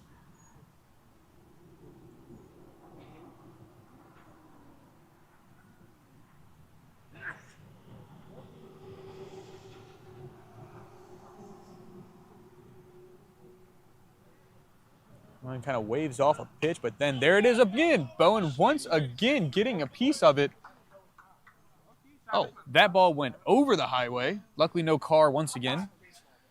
So far, I think that's been 6, possibly close to 7. No one make a meme out of that. I don't need to see myself on Instagram or anything. Not saying I'm that famous, but I don't really need to be seeing myself do that. As Wellington throws an outside pitch, getting Bowen on a strikeout, swing and a miss. As he retires the first 2 batters he faced, even after hard-fought battles between Ryan and Bowen, Wellington was able to retire both batters and give the Rattlers a 2-out advantage right now with no runners on. Very interesting to see that all of a sudden, 2-3 innings in, we're seeing some of the best pitching we've seen from both pitchers, Kendall and Wellington, of both teams. It's almost like they just needed a few innings to kind of calm down in the morning. Or maybe they just needed an espresso shot. We have no idea. But no matter the difference, they are seeming a little bit more composed, a little bit more controlled, and a little bit more calm coming into this at-bat, or into this 4th inning. As Jace Coleman steps up, the lefty. Umpire looked to maybe call a strike, but decided not to. Ball went outside. Almost seemed like a splitter or maybe a 2-seam that kind of tailed out to the left away from the batter.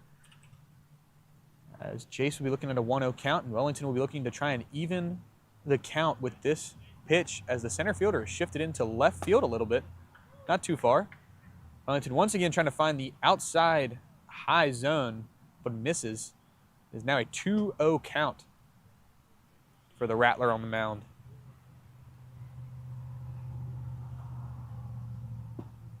Goes again for a low outside pitch. Jace decides to swing, misses.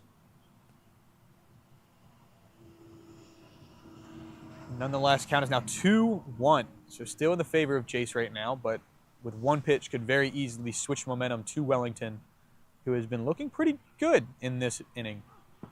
As he goes for another low pitch, but is a little too low, making the count 3-1.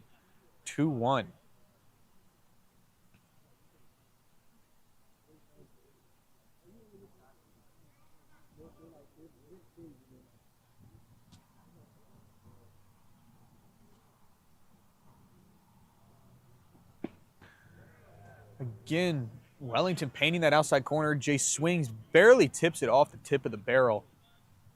But it leads this count to a full count of 3-2 with 2 outs. If I was watching the ESPN percentages right now, for this inning alone, I'd say the A&M are high percentage of getting out of this inning right now. But nonetheless, this is baseball, and anything could happen in a pitch. As Jace swings again at an outside pitch, Wellington with a pretty ball on the outside, allowing Jace to chase. But nonetheless, Tigers keep their lead 4-1 heading into the 5th inning against the Rattlers.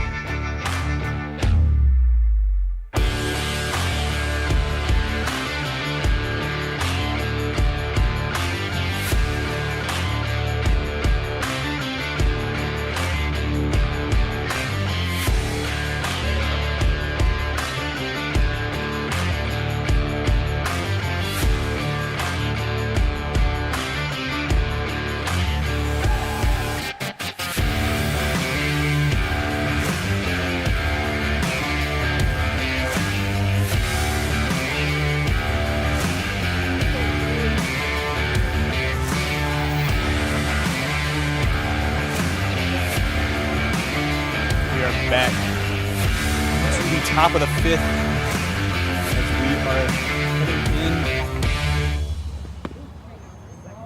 Kendall's first pitch a little outside, even to a 1-0 count. As I believe this is Andreas Masonette. As I remember, this last name that I was hoping I wasn't butchering too much is at the plate. I have to double check that in 2 seconds. It is Andres. I was correct. I told you I don't have a great memory, but I don't have a bad one either. As Kendall is looking at a 2-0 count, trying to just get back in it, just pitch it down the middle. No need to stress, no need to worry. As he does just that, but Andres gets ahead of the ball and fouls it. Right off the back, off the catcher's glove, and onto a 2-1 count.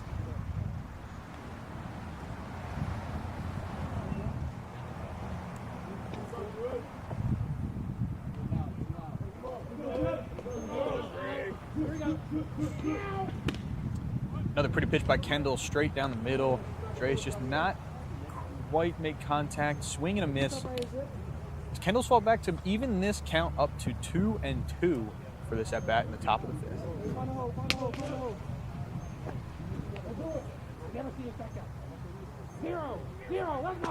Kendall tries a little bit of a, maybe a slider, I think. Maybe I'm picking up these pretty well. I have no idea. If I am, great. If I'm not, well, I apologize. But nonetheless, that ball did look at least to me, to slide to the outside, where it was just a little bit too far outside of the strike zone, leaving the count at a full count 3-2 to Andres.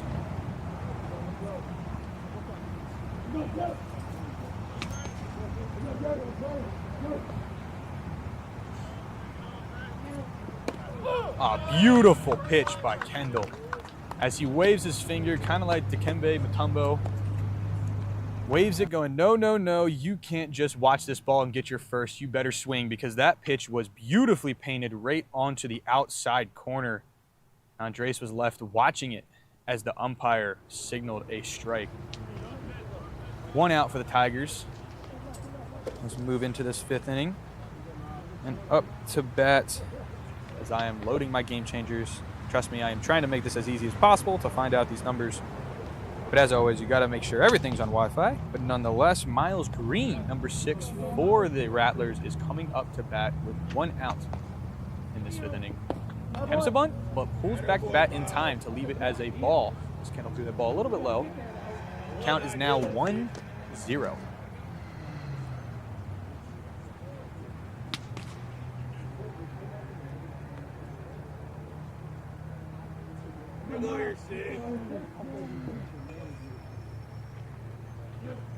Miles hits a good hit right down the third base line, but it went foul, did not cross over into fair territory before crossing the bag.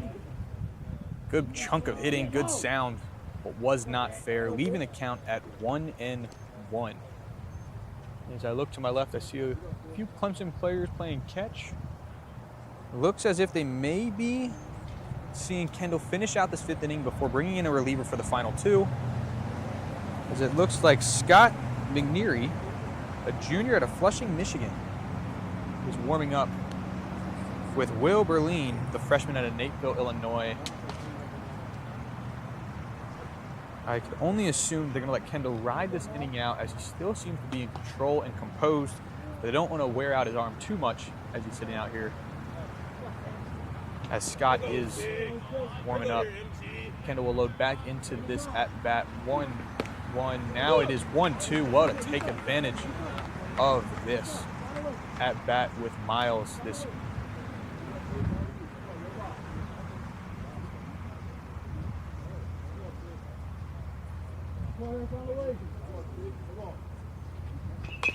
Kendall tries the inside pitch, but it is fouled off by Miles, sending it to his fellow batter, almost knocking him out in the knee, but nonetheless brings it and keeps it at a 1-2 count with 1 out.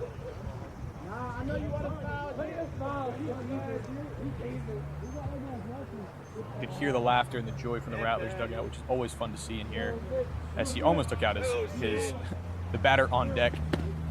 And as Kendall has a beautiful pitch, another slider, I believe, that slid right out to the outside, having Miles chase.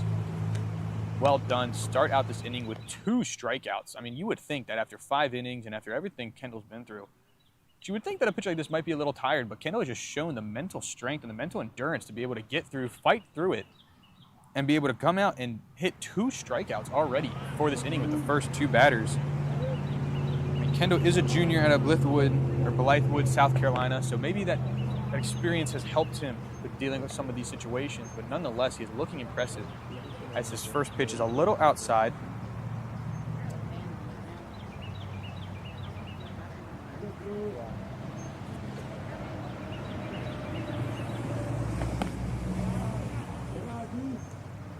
For A&M, Bryant Rooms is back up. Already leading the count now 2-0, has a good eye. Him and his brother Carter, I believe. And again, this is an assumption. I do apologize if it's not his brother, but I assume with the last name that it is. They seem to have a pretty good eye and a pretty good fight when they're at the plate. I mean, everyone from Florida A&M, but especially Bryant and Carter have been able to fight off these pitches and have extended at-bats as Kendall is facing a 3-0 count. Tries to paint the inside a little bit too far. Bryant goes straight on 4 straight balls to first to get his first on-base appearance of the game.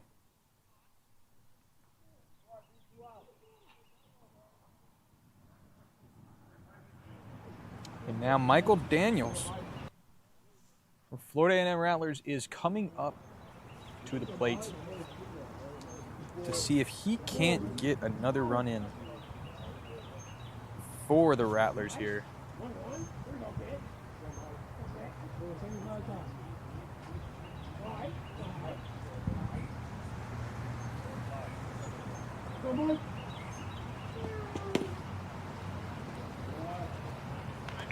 Good eye by Michael as the ball is a little low, a little outside. 1-0.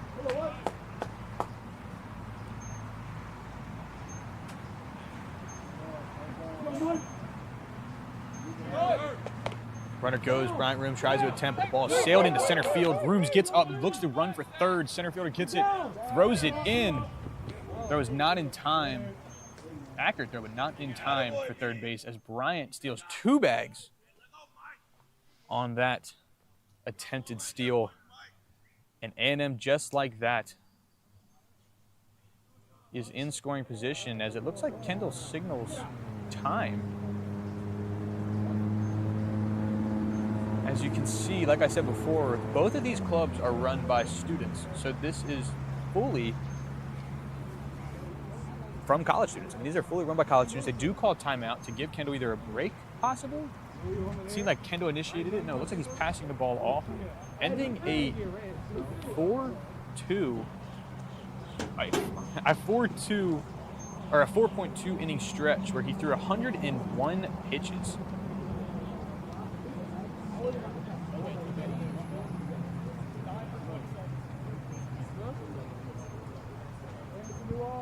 So we see Scott McNeary coming onto the mound, looking to warm up. I mean,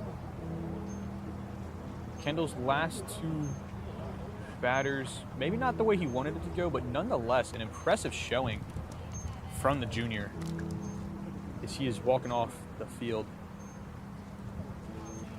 And Scott begins his warm-up on the mound.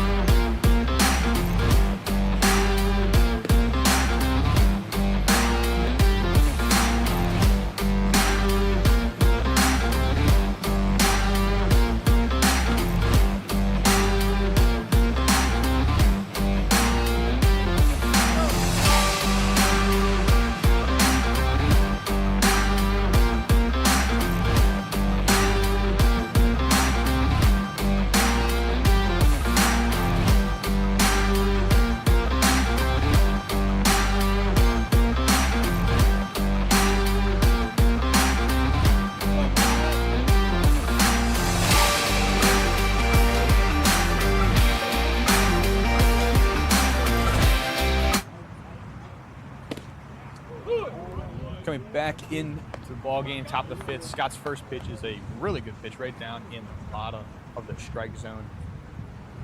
Now, mind you, they switch pitchers in between or during a batter or an at-bat, so it is a 2-1, but that shot is hit, stroked into center field. Center field is going back, and that ball is gone. Not exactly the way Scott wanted to start it, but it was a good pitch inside, just unfortunate, but it was great contact by Michael Daniels. Beautiful ball sent straight into center field. That pitch was looking to try and go inside. He just turned around and launched it almost into the play set down there.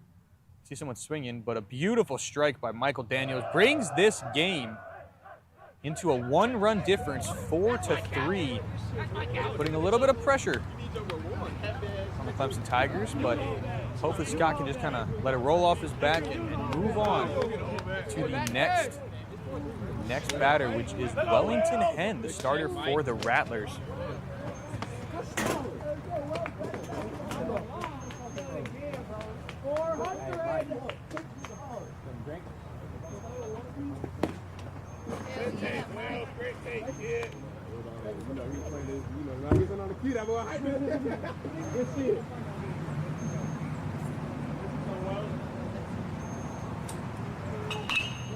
Wellington Henn rips one down the right side. Good grief, that one flying off.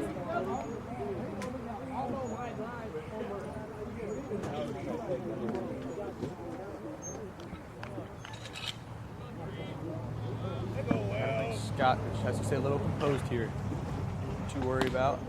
A little high. Maybe I saw a little bit of movement. Maybe my eyes were deceiving me, but maybe you tried a little bit of a curveball, tried dropping into the top of the zone. It just went a little too high. Even to count it 2-1 right now. He pitches in the middle. Beautiful pitch, and Wellington knows he should have swung. You can see him jumping up and down. But Scott with a gorgeous pitch right into the outside of the zone. Even this count at 2-2 with 2 outs. Scott gets set up. Tries another, maybe curve, maybe a little bit newer. Maybe that was a splitter. I have no idea, honestly. I wish I could tell you guys, but I don't quite have the stat cast or the technology to be able to tell you what exactly that pitch is. Nor do we have an ABS challenge system, so we can't even challenge some of these. But what a stroke by Wellington Henn. Right into the left center field over Jace Coleman's head, just over his outreached glove.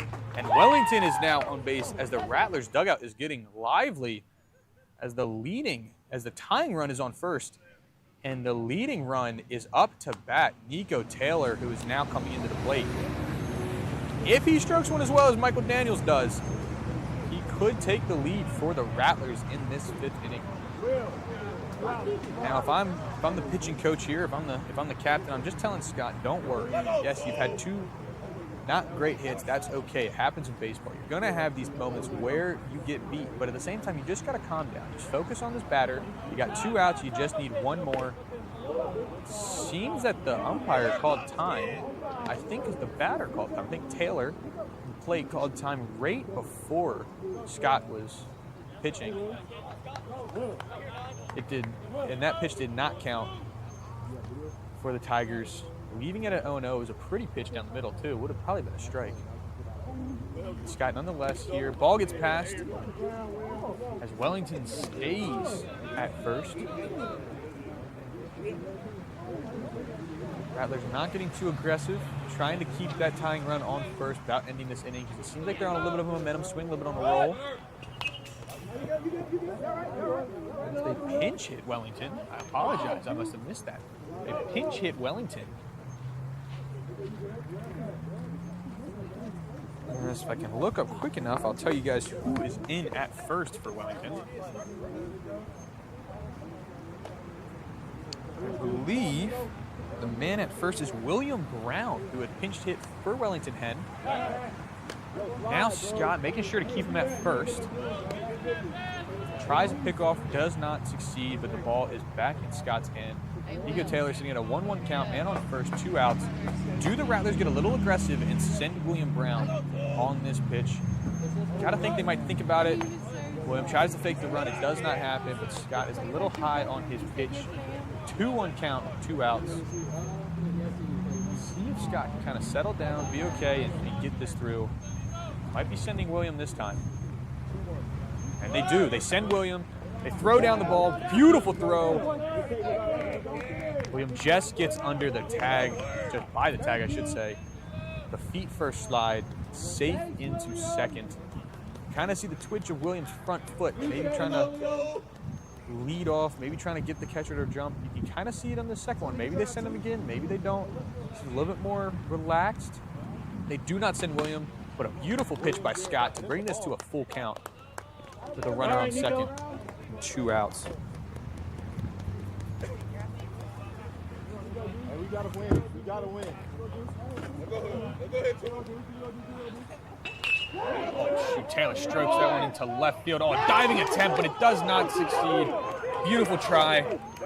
Taylor goes to second, round second, looks to try and go as William Brown scores from second to tie this ball game at 4.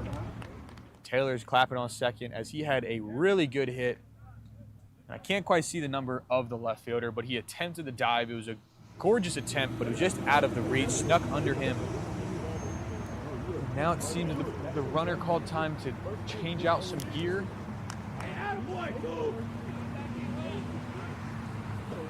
As I believe Carter Rooms is up to bat.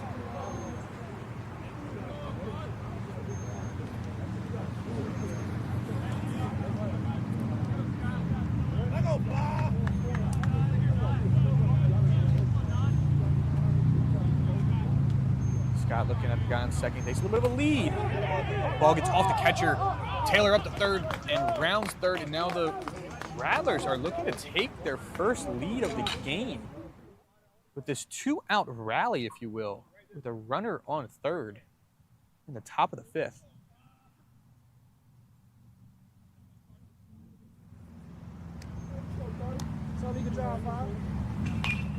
Carter fouls that one back down the right side as that one takes a wicked bounce towards the highway.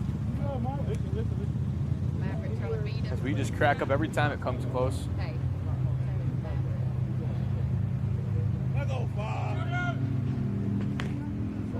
Oh, Scott with the gorgeous pitch on the outside, kind of curving away, making the batter think that it was going to fall out of the zone, but it didn't.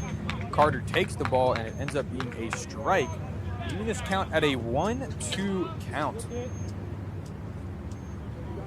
Carter Rooms. A beautiful ball by Scott to keep that runner, or keep the score tied at 4. That seemed to be some sort of drop, maybe a curveball that hit right on the outside, dropping down into the zone. And Carter Rooms is retired, and Nico Taylor is stranded on third.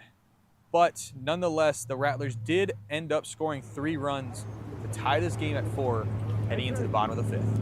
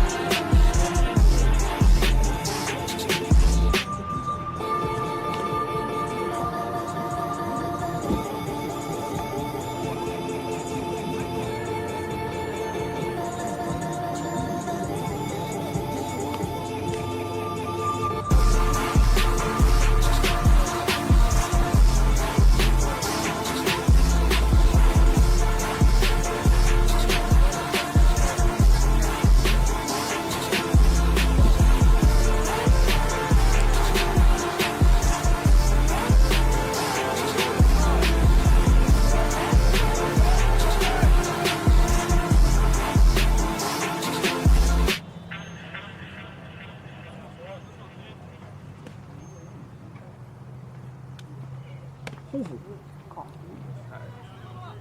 know if you heard the end of my reaction, but that was a very high and in fastball by Wellington.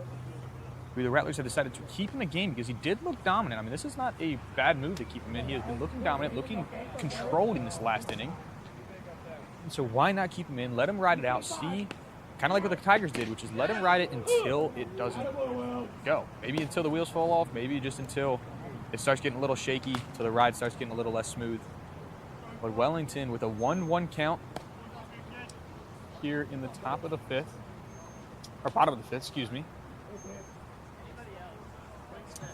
As Daniel Scarth, the first baseman freshman, is standing in for Clemson.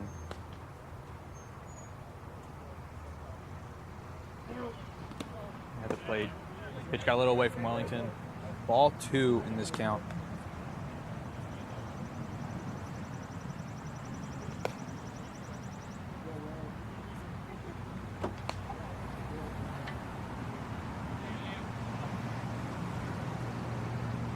Pitches one outside. Good eye here by Daniel to bring this count to a 3-1 advantage for Scarth.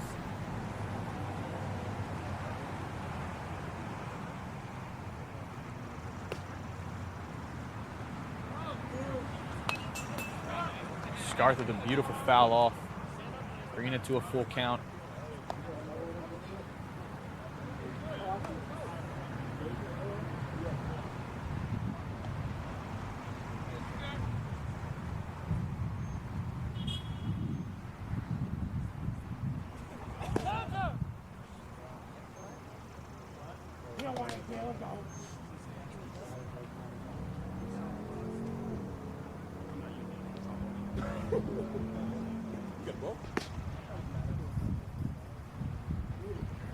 Pitch low and inside, drop third strike. Daniel's gonna run it out. Miles Green, the catcher for the Rattlers, throws it to first, getting Daniel out before he can beat it out. But for those that may not be watching, may not know, a drop third strike, essentially if there is a third strike, whether the batter swings or the batter doesn't swing, if the catcher drops the ball, the batter is allowed to make it to first base if he outruns the pitch. I know it sounds a little bit like it's like a street ball type of thing, or like a fun like backyard ball game rule, but it is a true rule. And unfortunately, Daniel could not outbeat the throw, so it's a great throw by Miles to get that first out. Give the Rattlers, or keep the bases unloaded for the Rattlers here in the bottom of the fifth. So Lawson Ivy is up to bat. Swings and hits a ball that goes straight down the left field line. I don't know if it has enough power though. His left fielder is coming up and makes the catch. I believe that's Ty Andrews for the Rattlers who makes the catch. Lawson Ivy, who just seems to be having these great pieces of contact. He just needs one to go his way. Just one needs to fall his way, and it's probably going to be goodbye, see you later, because he is making some fantastic hits recently. It just, unfortunately, has been a few feet short every time.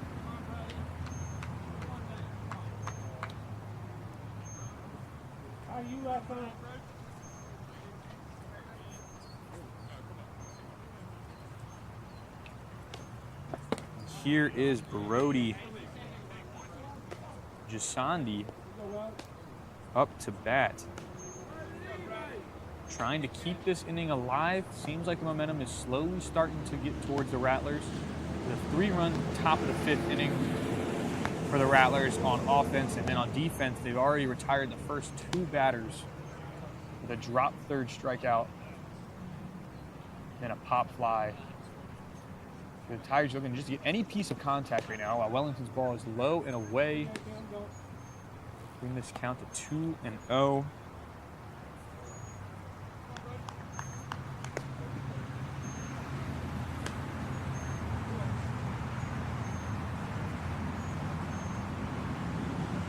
Wellington's pitch in the middle. Oh, Brody strokes one into the right field, just out of the reach that hit the ground first. Great defensive play by Michael Daniels, but he was just like 4 inches from making a beautiful diving play. But nonetheless, it drops in exactly what you needed from Brody. Just get a hit, get on base, and extend this inning.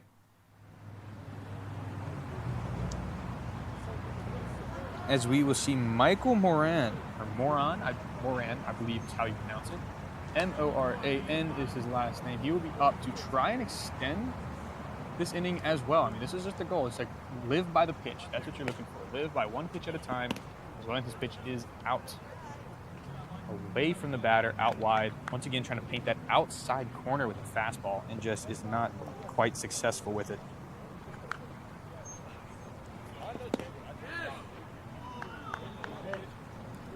Now count looking at 2-0 for Michael.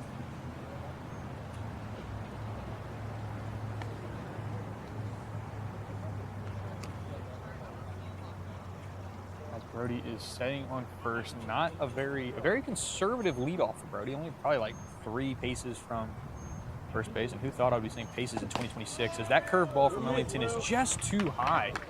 3-0 count. Still trying to get the corners. He's trying to paint like Picasso, but instead he's just making a mess. Respectfully. Sorry, I did seem a little bit sharp. But he is coming close. He's getting close to it. He's trying to paint it. And that one, again, trying to paint it and doesn't. Walks. Michael with great eye. 4 straight balls.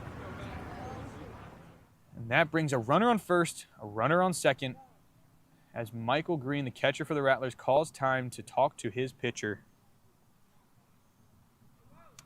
As Aiden Baxter is coming up, possibly hoping to get another runner on and create a 2-out rally, similar to what the Rattlers had, but now for the Tigers. Rattlers will decide to keep Wellington in. It was only a timeout between the catcher and the pitcher, so Wellington checking with the ump how many outs are left, but they will be looking to try and see if Wellington can just finish out this 5th inning.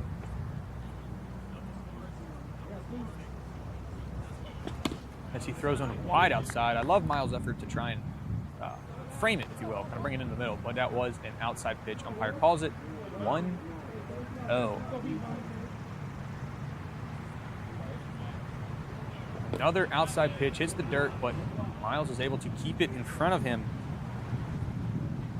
As this has become 6 straight balls by Wellington. Seems to be just losing a little bit. Not too much like loss of control, but not quite the accuracy he had before. Probably being in this heat, getting tired, pitching for 5 pitches so far. I mean, it is a tiring thing out here. But that one's in the strike zone, and Baxter fouls that one off, going towards the highway. People in the cars may be a little scared, but it did not reach it. As Baxter gets a good fight and a good eye, making this count 2-1.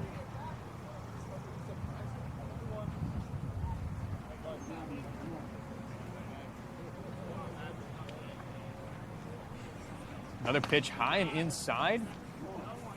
Miles threatens to throw it to second, but no one is at second, so the throw was a little bit of an empty threat, but did do his job. Got Brody back to second base. As Wellington has now thrown 7 balls in his last 8 pitches. So hopefully he can see if he can't try and bring it back in. I think if you're Wellington here, you're in a first and second. You don't want to try and get a hit, but you want to try and get something in the strike zone. You can't have another walk. Pitch a fastball, which is exactly what he does. Gets his 2nd strike to bring it to a full count. Didn't seem to have as much heat on that ball, but it may have just been because he's trying to get it in the zone. If he gives up a hit, he doesn't want a long hit, and without that speed of the ball, maybe the hit doesn't go as far. Maybe that's what he's thinking, or he's just tired. I could be overthinking this. I am known to do that. So, nonetheless, we're looking at a full count, runner on first and second for the Tigers with 2 outs. As Aiden Baxter looks to extend this inning. Pitch called strike 3 on the inside. Aiden thought he had a ball 4. Umpire had a little bit of a delayed strike, but nonetheless calls it a strike. And the Tigers will retire with 2 runners on base, 1 in scoring position. Heading into the top of the 6th, score is still tied 4-4 at Dawson Park.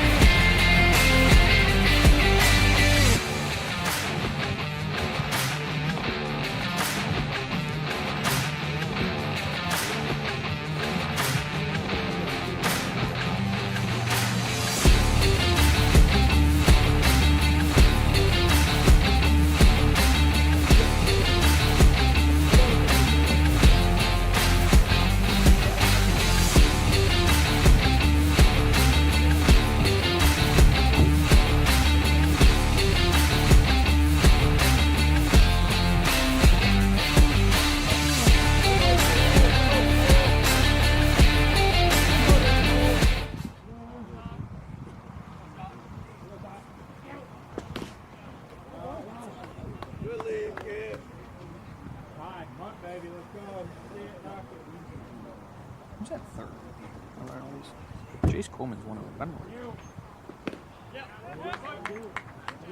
Perfect. You didn't already hear my little muttering. I'm still trying to learn some of these positions. Get it down for the second game that we're going to be out here, because this is not the last time you'll be hearing from me. We will be out here for another few hours, but as we go into this at-bat, it is a 1-0 count for Scott, as he is pitching to Ty Andrews, the left fielder for the Rattlers. That one is a beautiful strike in. It is now a 1-2 count for the Tigers. And for Scott, looking to have a pretty comfortable inning, hopefully. What he's looking at, a little bit high of a ball, but nonetheless, he is here.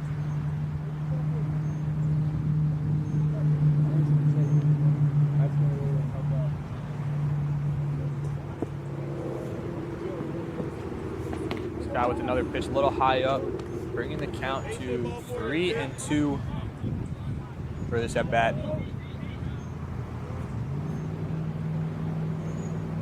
Brings that one in the zone, and Ty Andrews strikes up a pop-up to third base. Looks to try and catches it. It's just a few inches away from making a fantastic play in the foul territory by Brody. Luckily, he didn't seem to get hurt, because I've tried to jump over one of those walls one time when I was younger, and that thing does not feel good coming down. I'll tell you that right now. But luckily, he seems to be okay, and a few inches away from making an incredible play, but nonetheless, Ty Andrews is back at the plate, full count, right into it, just slightly too high, and Ty Andrews will be going to first. Scott's first batter of the inning has been walked, and now he faces Stephon Duval. Stephon Duval, who is 1-2 right now on the day, will be looking to try and advance the runner, Ty Andrews. Maybe continue to build up this momentum. Ball's down in the dirt, blocked by catcher, but just gets past him actually. Ty Andrews gets in standing up to second base.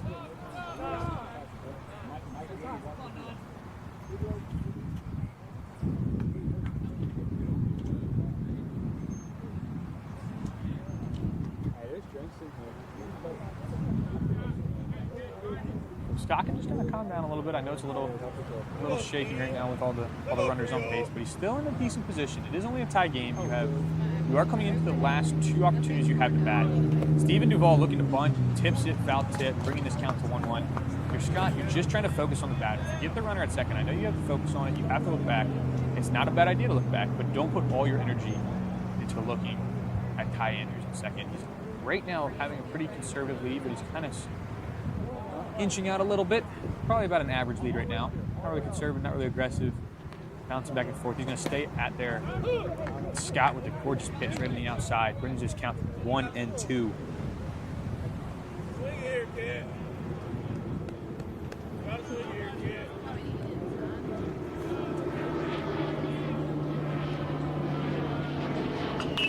Steven Duval strikes one to the left field, but the center fielder is running in, makes a great catch, keeping Ty Andrews at second as he launches this ball into third base. Brody grabs the ball. It's a beautiful catch.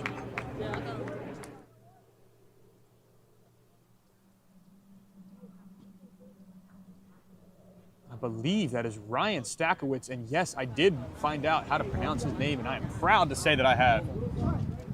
After a little bit of investigation, I have learned to say it was Stakowitz, and I am so happy to now say it. But Ryan with a fantastic play and a great throw into third base to Brody to keep Ty Andrews at second, give the Tigers their first out. As Andreas Masonette is showing bunt, and Ty Andrews goes to third, throw into it. But Ty Andrews gets in, quick slide pop up, but gets into third to put into a better position to score.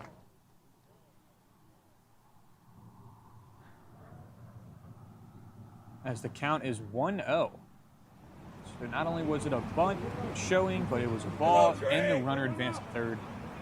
Not exactly what you want as Clemson, but you can still bounce back. You still have time to bring it in the infield. Shortstop second are being brought in, and man, what a stroke by Andreas, deep left field. Ryan goes, makes another fantastic catch at the wall, but that doesn't stop Ty Andrews from coming in. As you hear some explicit yelling as the Rattlers take their first lead of the game, 5-4. Andreas smoked it, But Ryan with 2 beautiful catches in that left center field. That one almost at the warning track. It's at the warning track, almost over the wall. Thought I was going to be seeing a home run robbery soon. But makes the catch and gets that second out.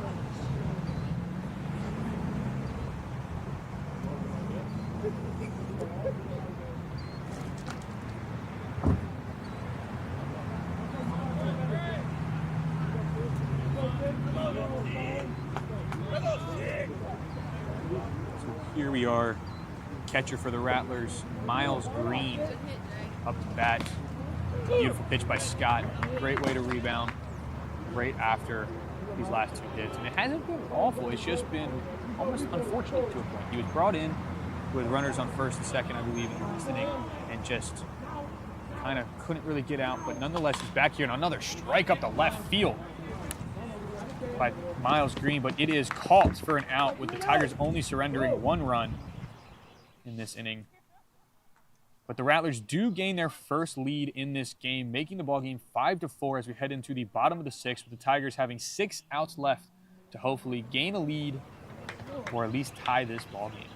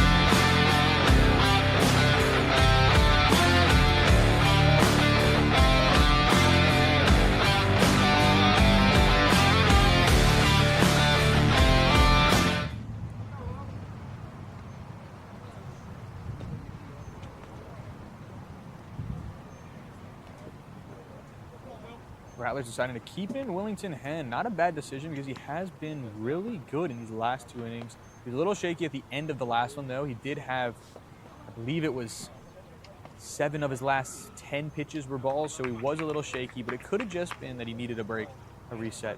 Nonetheless, he is out here facing up against Will Berlin for the Clemson Tigers as he pitches a high ball. Will Berlin with a great snag off the backstop. Bounces right back to him, showing that glove work without a glove. As he resets his arm guard and his batting glove, steps back in the box. Will be looking to start the Tigers off right with a good hit, try and get back this 5-4 deficit. Oh, thought Will check, but he didn't. It broke. Brings the count to 1-1.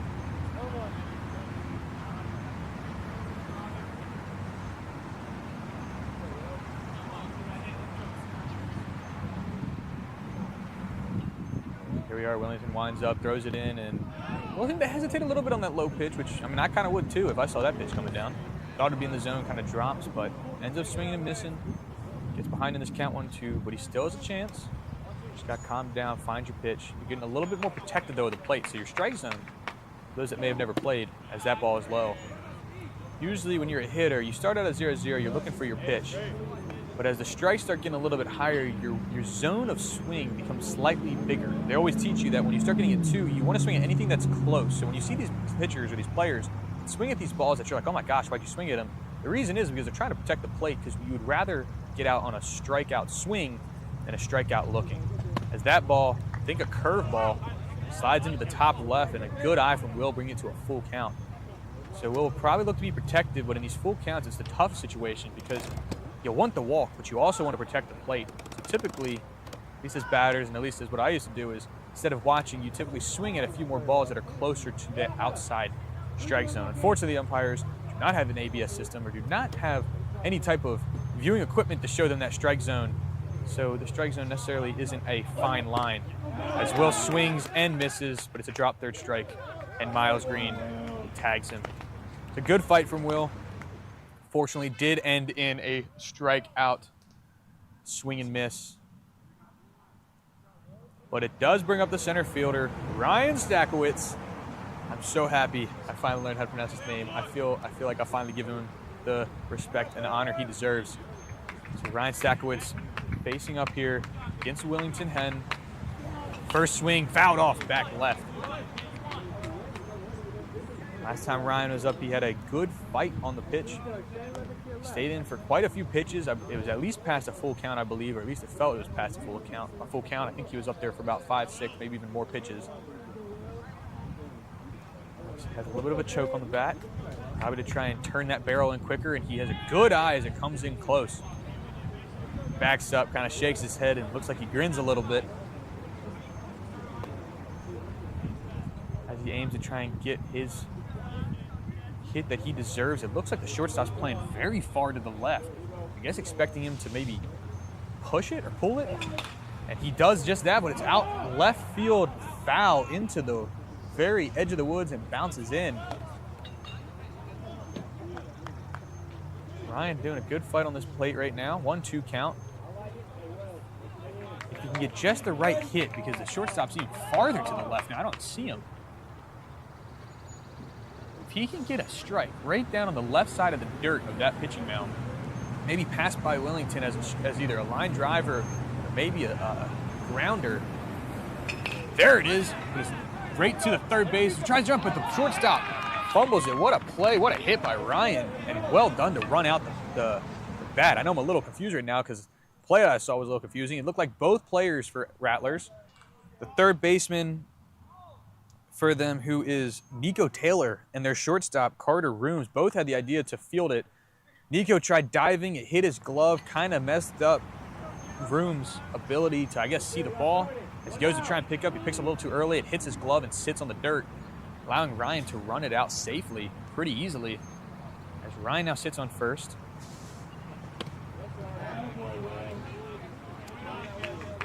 As Caleb Evans, the freshman from Mount Airy, Maryland. Shout out Maryland, that's where I'm from too. So Mount Airy, Maryland representing here. As Caleb Evans swings and misses the first pitch. 0-1 count with the man on first, but that one is out, and Miles pumps the throw. But Ryan gets back on bag. This is now a 1-1 count for Caleb Evans.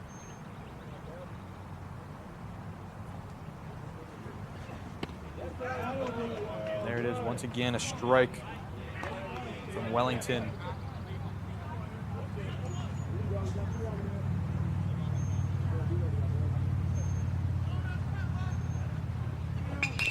Good piece of hit right up the middle. Second baseman tries to dive and get it, but he can't. Ryan starts going to 3. Center fielder doesn't have it. Center field throws in the ball. It's going to be close, but Ryan gets under, and the third baseman just misses the pickup. What a smart base play run by Ryan Stakowitz getting there. And on top of that, Caleb Evans gets into second.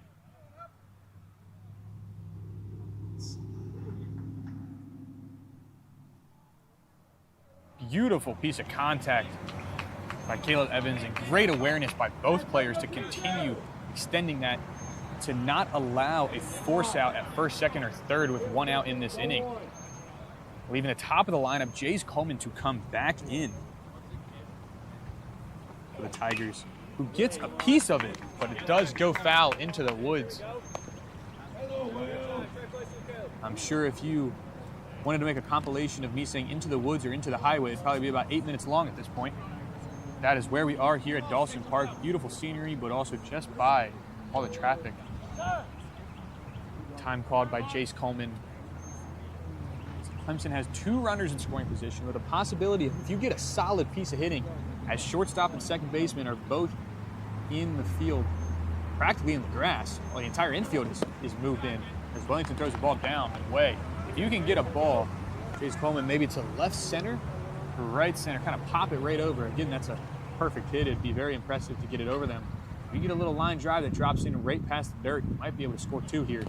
As that ball hits Jace Coleman, I may be wrong, but that might be his second hit by pitch. Oh, I apologize. I think the first hit by pitch was the batter that is coming up. Daniel Scarth, I believe, was the first one that got hit. But Jace Coleman with a hit, and the Rattlers will now call a timeout to check on Wellington. Might be replacing him, may not. I mean, you're coming down to the last 5 outs. And he is coming up on 120 pitches. Yes, you heard right. That is 120. He's 1 shy. He's at 119 pitches in this game. As the talk goes a little bit longer, I haven't seen someone warming up for the Rattlers, but it does not mean that there isn't someone they have ready. Looks like they dap him up. Does he stay on the mound? Looks like they'll be keeping him on the mound. Interesting choice. 119 is absolutely insane for an arm. I mean, typically that's insane for Little League, because they usually keep you, I think, around 80 or 90 pitches, and that's when you start getting kind of in the yellow to red flag area. 120 for a college. I mean, he can do it, but that is very tough on the arm. They must have been talking to him. Obviously, the coaches and the players, or the managers of this team, because they all are players, obviously asked Wellington if he felt okay. At least I would hope, I would assume. And if Wellington said he was okay, I believe they trusted their player to get this through, at least to end the inning. You do have a force out at any base. It is bases loaded with Daniel Scarth up, as the pitch is low for a ball 1. So maybe they're just thinking, if you can just get a hit, maybe get the batter to hit it, maybe a grounder, get a double play, end the inning, take the lead, and get out, and then replace Wellington this next final inning. Daniel Scarth with a big opportunity to capitalize, and he watches. Ooh!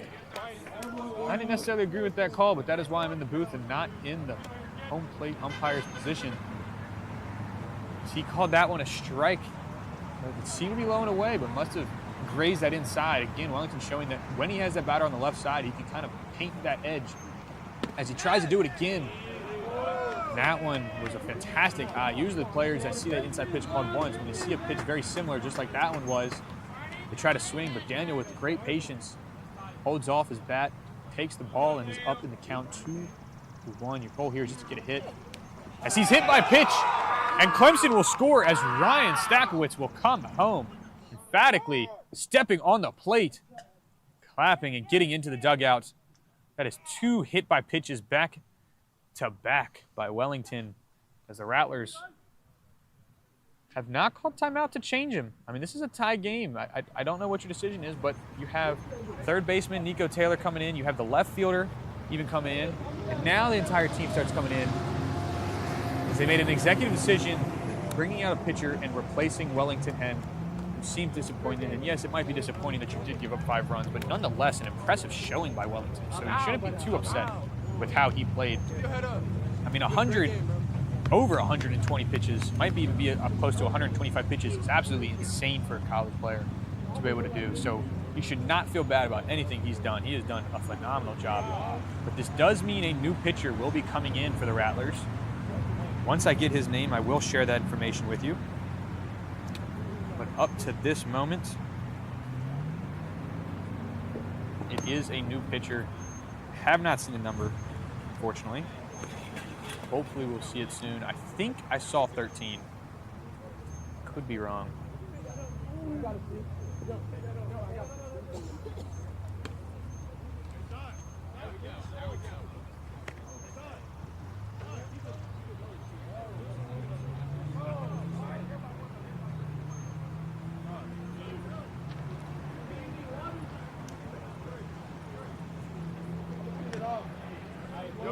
just got information update that it is number 10, Rashad Cohen, who is pitching for the A&M Rattlers, coming in to relieve Wellington Penn, who had over 120 pitches in 5 1/3 innings. Fortunately, I do not have the box score to know exactly how many strikeouts he had, but he did a phenomenal job holding it through. The score does not show how well these pitchers have been playing in this game. I said that last time in the D1 game, and I say it now in the D2 game for Clemson, that these pitchers have played a lot better than the scores have showed in this game. As everyone begins to get back to their bases, back to their positions, as Rashad Cohen has wrapped up his warm-up and is ready to take on and continue the at-bat, or at least take on the next batter, Lawson Ivy, who has had some phenomenal contact on the ball. It just hasn't been able to drop. I mean, he's been coming close to the warning track. Maybe if he gets on one in this round, or in this at-bat, we see a grand slam. We see a grand salami, as some people say. I'm not usually big on that term, but that is a nickname that they have, you know, and maybe you see something. Trot around the bases. We'll have to see as Rashad Cohen winds up. Throws it in and hits Lawson Ivy. 3 straight hit by pitchers. So every base now has a player who probably has a bruise somewhere on their body from the hit by pitch. As Caleb Evans comes home to score, giving Clemson their first lead in 2 innings, which isn't really a long time, but does give them the lead back at a 6-5 score for the Tigers.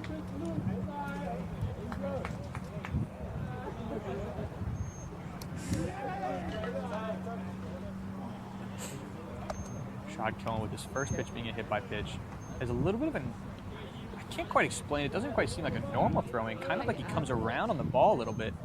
Almost like a 3/4 throw rather than a traditional overhead throw. So maybe that's just trying to get used to it with the lefty batters. We don't know for sure. Could have just been nerves, could have been slipping out of the hand. It is a little hot out here. A little bit of breeze, but not too much. I think it's around like 80 degrees. So we're looking at here. Throws a pretty ball, goes into the top, and it is a 1-0-1 count right now. It's up in the count with 1 strike. Bases loaded, 1 out. Clemson has now taken the lead with 2 runs. Both being scored by a hit-by-pitch, bases loaded at bat. As Brody Jasandi, I apologize again if I'm mispronouncing this, has evened it with 1-1 count in this game, bottom of the 6th. Entire infield is in right now, looking to play at home, maybe get it out at home, which is the smart play to do. Every single one of them, except for the second baseman, are on the green, and even the second baseman is just maybe a foot behind that green infield. The outfield is shifted to the left, especially the center fielder, who's coming way out, almost to the light pole. As Brody attempts a swing, got a little aggressive, but I do like the aggression. You know, you want to get runs in here. You want to pad the lead, especially with how the Rattlers have been hitting in these last few innings. But you have 5 outs to work with. It is a 2-2 count, bases loaded. Can Brody just get it into play? Especially in that right center, but he hits it off the right side into the highway. Off a hard hit on the road. But luckily there was no car coming by. So no new decorations for the cars out in the highway. But hopefully there'll be another new runner coming home for Clemson. Brody can turn on this low ball, good eye. As the count goes to a full count, 3-2 with 1 out, bases loaded for Rashad Cohen. Can Rashad Cohen kind of bring it back into the strike zone? Brody turns on it right, but I got a little too excited because it is a foul ball, but a good piece of hitting. That one almost hits a parked car. These cars are getting a little close to getting a new little decal tattoo on their paint job or on their shell of their car, but nonetheless, Brody fighting strong at this plate. Can he? Good eye to get ball 4, and this brings in the 3rd runner for this 6th inning for the Tigers. They have their own little 1-out rally. As we've had I believe it was a walk, hit by pitch, hit by pitch, hit by pitch, and now another walk. As the catcher calls time, talks to Cohen, tries to calm him down. He's faced 2 batters and allowed both to get on base with about 6, maybe 8 pitches roughly. As the Tigers have gotten a 2-run lead. As Aiden Baxter looks to step in with bases loaded and a big opportunity here for the Tigers to really stomp on the Rattlers' neck. going to be a pivotal at bat, because one pitch could mean a 6-run lead, or one pitch could mean the Rattlers' opportunity to get back in this game.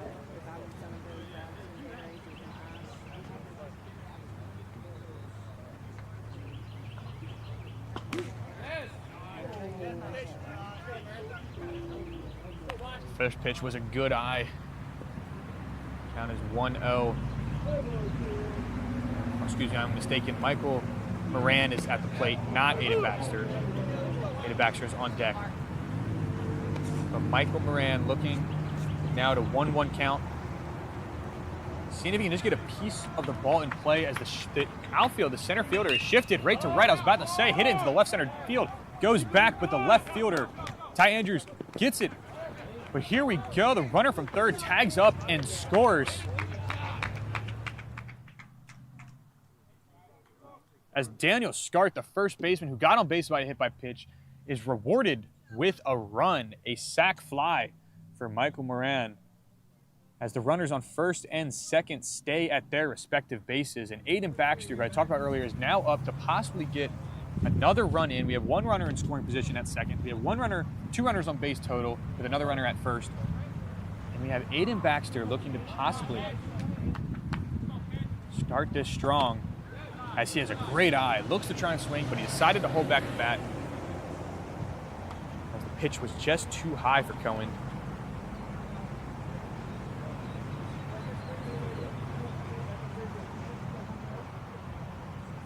Gets set, looks back at the second base. No one's really covering the base. There's a little out wide, down and low. Just seems like these relievers for both teams were a little almost maybe anxious, maybe building up a little bit in their mind, because both of them did come in with a little bit of momentum from each side of the team, and they're just like, all that hype kind of gets you a little bit crazy. So maybe if they can just kind of calm down, they'll be good. As Cohen throws a beautiful pitch right in the middle, gets Aiden to swing at a high ball. It is now 2-1, bases loaded, 2 outs. Not bases loaded, excuse me. Runner first and second with 2 outs for the Tigers. Cohen becomes set, checks the second base runner, throws one, and it gets hit down the right field line. And that is a foul ball. I do wonder, there doesn't seem to be a right field fence down the right side, so theoretically, this might be just a question for Kalani. I don't know if Kalani can answer, but maybe it's also a question for people at home. Theoretically, if that ball is hit, and the right fielder does make that long run out of the field of play, does it still count as an out if he catches it? But it doesn't matter, because that theoretical out is no match for that strikeout by Cohen, as Aiden is struck out on a swing and a miss. But nonetheless, the Clemson Tigers were able to capitalize on that 6th inning stretch, scoring 4 runs and taking a 3-run lead. Going into the top of the 7th, the score is 8-5. Your Clemson Tigers are leading against the Florida A&M Rattlers.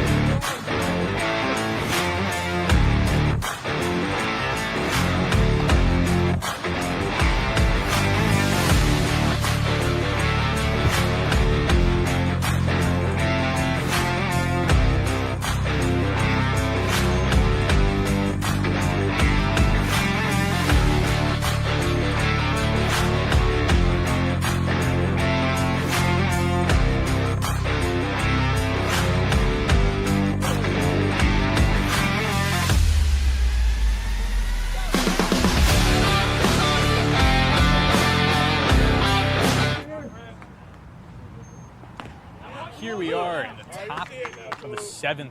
Tigers 3 outs away from closing out this first game with a win as Michael Pritchard enters the mound.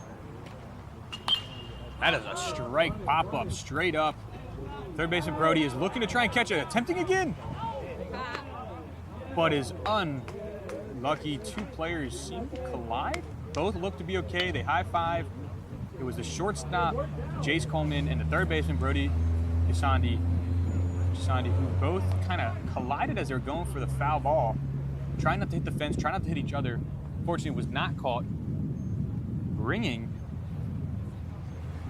Bryant Rooms, who's at the plate, back to the plate with an 0-2 count. Michael Pritchard has had 2 strikes so far. Michael Pritchard, that I was gonna say, is a freshman from Boston Spa, New York. As Room hits that one into center field, Ryan Stakowicz makes a great defensive play, brings it in. Oh, and Rooms is trying to get 2, but he is thrown out, trying to sneak in and be aggressive on the base path. I respect it from the Rattlers, but the Tigers had their ears pinned up, ready to react and to pounce on that opportunity to get an out. After a good, solid piece of base hitting, you got to respect the aggression, but you also have to understand that you just need someone on base. You don't need to go for everything with the first pitch. If you remember way back before the game, that was one of my keys to victory for Clemson, and it should have been one of my keys to victories for the Rattlers, is just be simple and don't overthink. Don't overcomplicate, play the roles, focus on pitch to pitch. But as Michael Daniels, who had a 2-run blast a few innings ago, is back up to the plate. Could have had an opportunity for a 2-run home run here, but unfortunately that runner was out, and they're now at 1 out as he pops one up to the right field, to the foul line, and it goes over the fence on the right field side. For those of you who may not know, last inning, you did not pay attention, I did put in a theoretical situation that if a ball was hit all the way out towards the parking lot and a player were to run out and catch it, would it still be an out? And I found out via Google AI that yes, that is true. If you were to hit a ball all the way out of the field, 100 yards out, and the player were to somehow get it and catch it in the air before it hits the ground, it would be an out. But that theory would not happen. That theoretical issue will not happen as that ball is fouled back. The theoretical situation would not happen because I did find out, too, in that break that there is a right field fence. So he cannot get out unless he either jumps the fence or runs around the dugout. But as always, we find something new every day, and I was pretty happy to find out that information. So Michael Daniels steps back in as an 0-2 count with Michael Pritchard pitching. Inside as Michael Daniels fouls it off. Seems to almost hit his leg. Umpire checks on him. Michael Daniels seems to be in good spirits. Fouls it off, fighting at the plate. 0-2, 1 out here for the Tigers. Just need 2 more outs. 1 strike and an out away from hopefully securing their first win of the series against the Florida A&M Rattlers. That pitch is high and away.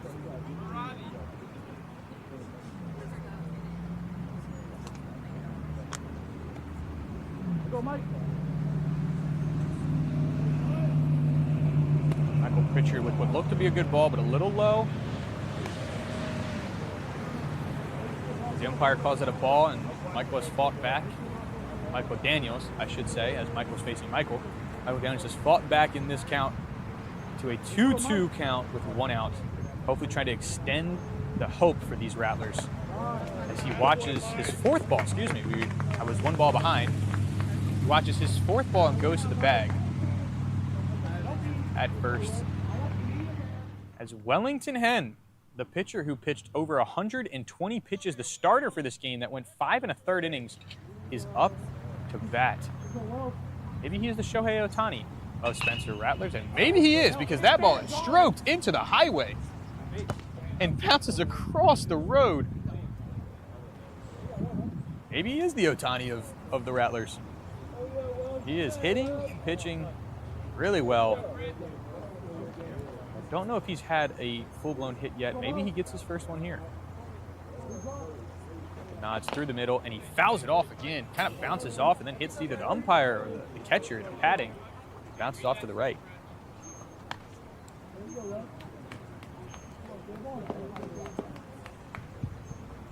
Michael Pritchard looking to try and close out this game. He needs 1 more strike just to get a second out, or maybe even hit it into a double play. Does Wellington hit a hard grounder So maybe the shortstop here as he pulls the ball and then can turn that double play for the Tigers. Ooh, checks his swing, but is able to hold it down. Michael Daniels stays at first. People thought he may have been running to second, but he did stay at first. It is a 1-2 count for Michael Pritchard. Wellington looks to try and get an eye into this ball. Strokes one into the right field, foul ball again. He's getting some great contact. He just needs it to go a little bit more into the field of play. I mean, these would be some monster hits. But nonetheless, we're still at a 1-2 count for Michael Pritchard, who is pitching for the Tigers, and Wellington Henn, who is batting for the Rattlers. Beautiful pitch by Michael Pritchard, but it is just too low for Henn, making the count 2-2.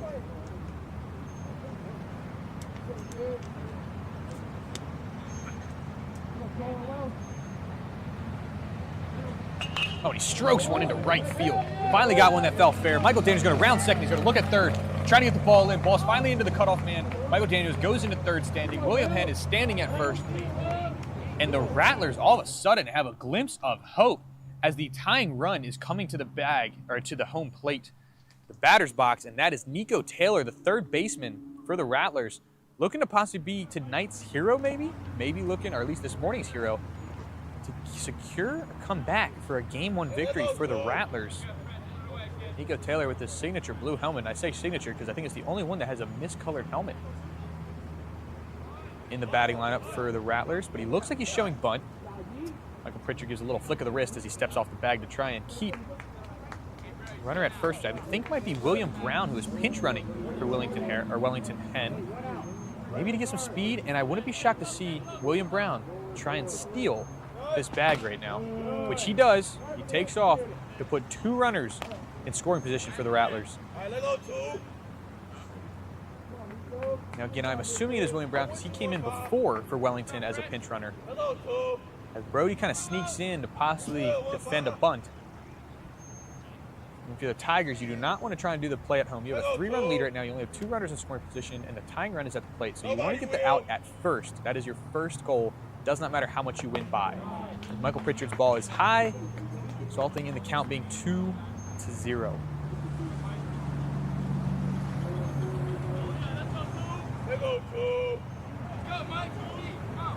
Pritchard, calm and composed, strikes it right in there into the top left of the strike zone. Getting back on the board with the strike. It is now a 2-1 count, 1 out. Runner on second and third.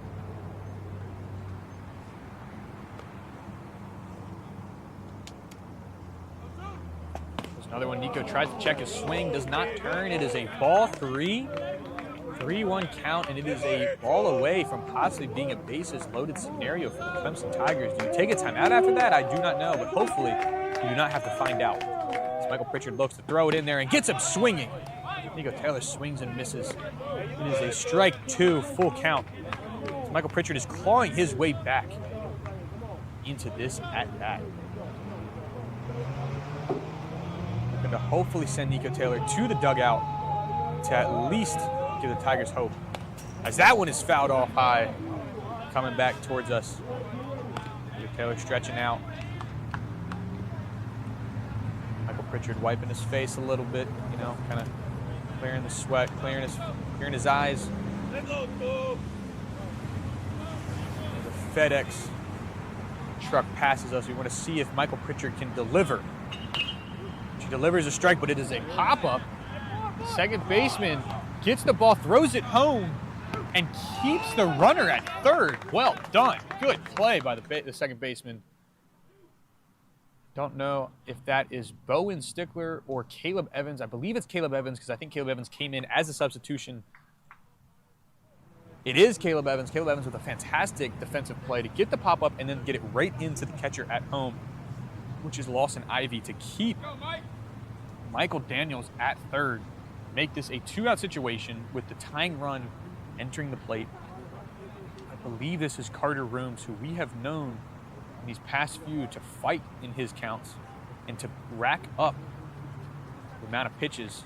But in the last 2 at-bats, it hasn't gone his way.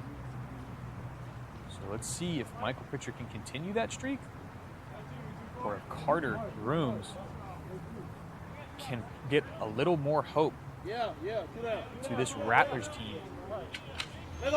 looking to take game 1 in a comeback fashion. As Carter gets a hit, chopper up to the third baseman leads it to the shortstop. Shortstop throws it to first, and Carter Rooms outruns the ball. Good play to outrun the play there. I mean, it was a soft grounder that went up. So Michaels Daniels scores, Carter Rooms at first, and I believe William Brown, who is pinch running for Wellington Hen, is at third. If you're watching at home and you've seen other ones and you maybe have watched baseball before, you got to think that Carter Rooms is going to be told to try and steal here. If it's not this pitch, it should be the next one, but I would assume it's going to be this first pitch of the at-bat to get 2 runners in scoring position, having the tying run at second if he does successfully steal, and having the winning run at the plate. As Michael Pritchard looks first and second, Carter Rooms gets a little bit of a lead and decides to go. Carter Rooms is running. Lawson Ivy thinks about throwing, no one's at the bag, and Lawson decides to keep it in his hand. Tying run now at second. Carter Rooms, William Brown at third, pinch running for Wellington Hen. I believe this is Ty Andrews at the plate, looking to be the hero that the Rattlers need right now in this comeback. Michael Pritchard's ball is high, leading to a 2-0 count. I always say believe on these players because I can't quite see the numbers. They have fantastic jerseys. It's just the angle I'm at, I can't really read the number. So again, I'm going off the assumption this is Ty Andrews at the bag, left fielder. Michael Pritchard, again, another ball outside. High and outside. Almost like maybe a splitter. Maybe a 2-seam that kind of tailed out at the end. Kind of bowed out away from the batter, as Ty Andrews has an interesting stance right now. Holding that ball like that out. I don't know what the stance was. Maybe he was trying to like push him outside. Maybe make the strike zone seem a little out. But it didn't work on Pritchard. Pritchard had a strike. 3-1 count. Ty Andrews returns to his original form. Michael Pritchard throws it outside, and Ty Andrews gets on first, loading the bases for what looks to be a pinch hitter now. Number 20. For the Rattlers, as Clemson calls time to come talk to Michael Pritchard, see how he's feeling. Started off the inning quite strong, but might be.